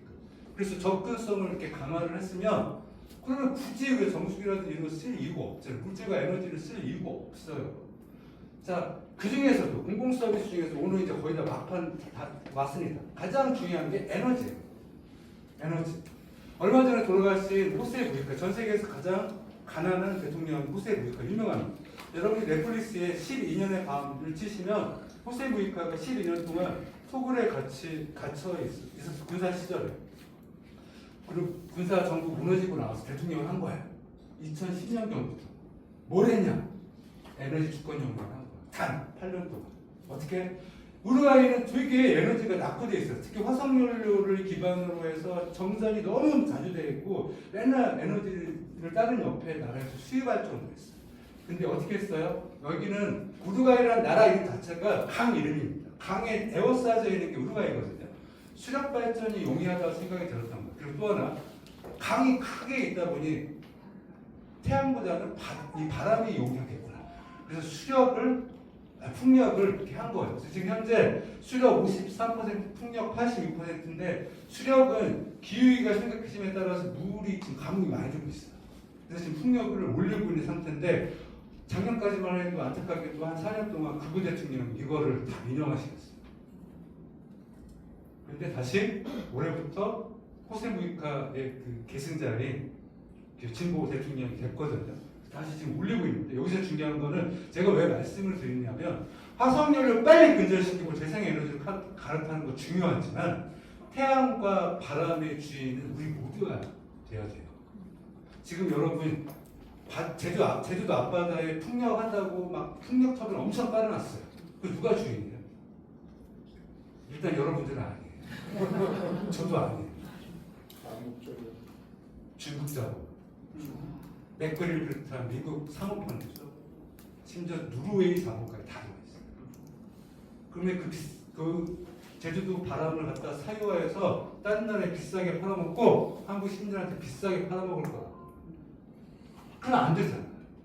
빨리 민주적인 통제로 공공성을 강화해서 빨리 재생에너지로 갈아타고 그거를 공공성을 최대로 강화를 시켜줘야만이 빠르고 그 다음에 싸게 우리가 쓸 수 있는 만큼 적정하게 이걸 쓸 수 있다는 거예요. 한번 아까 저기 선생님이 말씀해 주셨는데 볼게요. 2014년에 에너지 비중 놓고 볼게요. 우리 재생에너지가 이래요 지금 현재. 지금 이게 무슨 문제냐면 여러분들이 사업을 하시는데 관련이 있어요. 2030년이 되면 탄소 장벽이 유럽과 미국이 올라갑니다. 이게 무슨 얘기냐면 재생에너지 비중이 어느 정도 상한선을 둬요.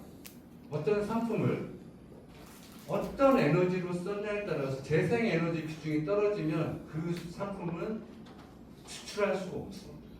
근데 지금 한국 자본은 기업들은 단기 이익에 그냥 미쳐버려 있어요. 이거 투자를 지금 안 했습니다. 그래서 지금 실제적으로는 한 자릿수예요. 그 얘기는 뭐냐면 2030년 경이 되면 한국은 수출품을 팔 수가 없다는 거예요. 그래서 지금 제일 걱정은 저는 자본주의에 대해서 굉장히 비판적인 사람인데 불구하고 자본주의를 걱정하고 있어요 지금. 왜냐하면 도미노 파산이 뻔하기 때문에 2032년 아주 심각합니다. 그러면 우리 소상공인들 입장에서도 계속 다 도미노네요. 지금 현재 수준이 이렇다니까. 이게 지금 윤석열 정부 때 원자력에 미쳐가지고 문재인 정부 때는 태양광을 넓히려고 했어요. 근데 다 민영화 무슨 난리가 안 났습니다. 근데 윤석열 정부는 문재인 보준 태양열은 나 너무 싫다고 자기는 원자력과 풍력에만 열심히 했어요. 근데 다 민영화 시켜버린 거죠. 또 하나 이것도 볼까요? 그러면 아시아 기준은 이 파란 부분이 재생에너지. 아시아는 26.73 평균이에요. 세계는 30%. 한국은 어때요 지금? 10%밖에 안 된다니까. 아주 수준이 그냥 그지 같다는 걸 알 수 있죠. 지금 현재. 근데 여기다 대고 이걸 볼게요. 재생에너지 민영화 현황 공공은 23%밖에 안 됩니다. 특히 태양광 볼까요? 98%가 민간이에요. 다 민영화도 철저히. 풍력도 91%가 지금 현재 민간화되어 있습니다. 제가 마지막으로 지금 그 태안에 있는 화력발전소 있잖아요. 근데 이제 김용균 씨를 비롯해서 얼마 전에도 김충현 씨가 또 똑같은 패턴으로 사망을 했어요. 근데 이유가 있어요. 이게 재생에너지를 빨리 공공에너지로 갈아탄다는 거가 그만큼 중요해요. 이들의 죽음과 관련이 있어요. 왜 그러냐면 화석연료를 이렇게 퇴출시킨 데에만 우리가 신경을 쓰면 여기서 일하는 사람들에 대해서 지금 다 나몰라 하거든요. 그래서 원래 2인 1조로 가고 이래야 되는데 너무 지원도 안 하고 그냥 다 없어질 건데? 라고 하니까 안전이며 무엇이며 그냥 다 방치되어 버린 상태예요. 그러면 태안을 지금 한 1년 이후부터 계속적으로 다 발전소 없애야 되거든요. 계속적으로 이런 사고들이 발생할 수밖에 없다라는 거예요. 그래서 공공성 강화라고 하는 거를 말씀을 드리려고 하는 거 맨 마지막으로 공공재생에너지법 저도 지금 여기 홍보를 같이 하고 있는 입장이에요. 근데 이 얘기가 지금 제가 오늘 다 간추린 이야기입니다. 재생에너지로 빨리 갈아타는 건 중요해요. 하지만 태양과 바람은 누구 한 사람의 독점을 해서 이익을 내기 위해서 소유를 하면 안 되잖아요. 우리 전체의 몫으로. 그러기 위해서는 에너지를 공공화하자. 그래서 이 법으로 규정하자를 먼저 놓고 우리가 이제 운동을 이제 막 시작을 하려고 합니다. 그나마 윤석 때는 CR도 안 맡겼던 얘기지만 재준형이 이제 막 갔다가지고 계속 문제 이재명 대통령 이 정부 같은 경우도 여전히 민영화에 발전이 시켜져 있어요. 이걸 푸시하려고 그러는 겁니다. 공무성을 강화하기 위해서. 그래서 제가 오늘 소상공인과 기후위기 속의 소상공인의 이야기지만 개인적 실천 중요합니다. 선량한 마음 굉장히 중요하지만 그거보다 더 중요한 거가 바로 공공성을 강화하고 그래서 관심을 많이 가져주시고 이런 얘기 할 때 저 민원 감독이 와가지고 맞아 그런 얘기를 했지. 그래서 우리 에너지 공공성이라고 하는 건 너무 중요하구나 이런 걸 좀 아시면 큰 도움이 될 것 같다. 그리고 맨 마지막으로 제가 얼마 전에 강의를 하려고 제주도로 간 적이 있어요. 근데 거기서 호텔을 한번 예약을 해주셨어요. 그 호텔에 딱 들어갔는데 너무 허름한 거예요.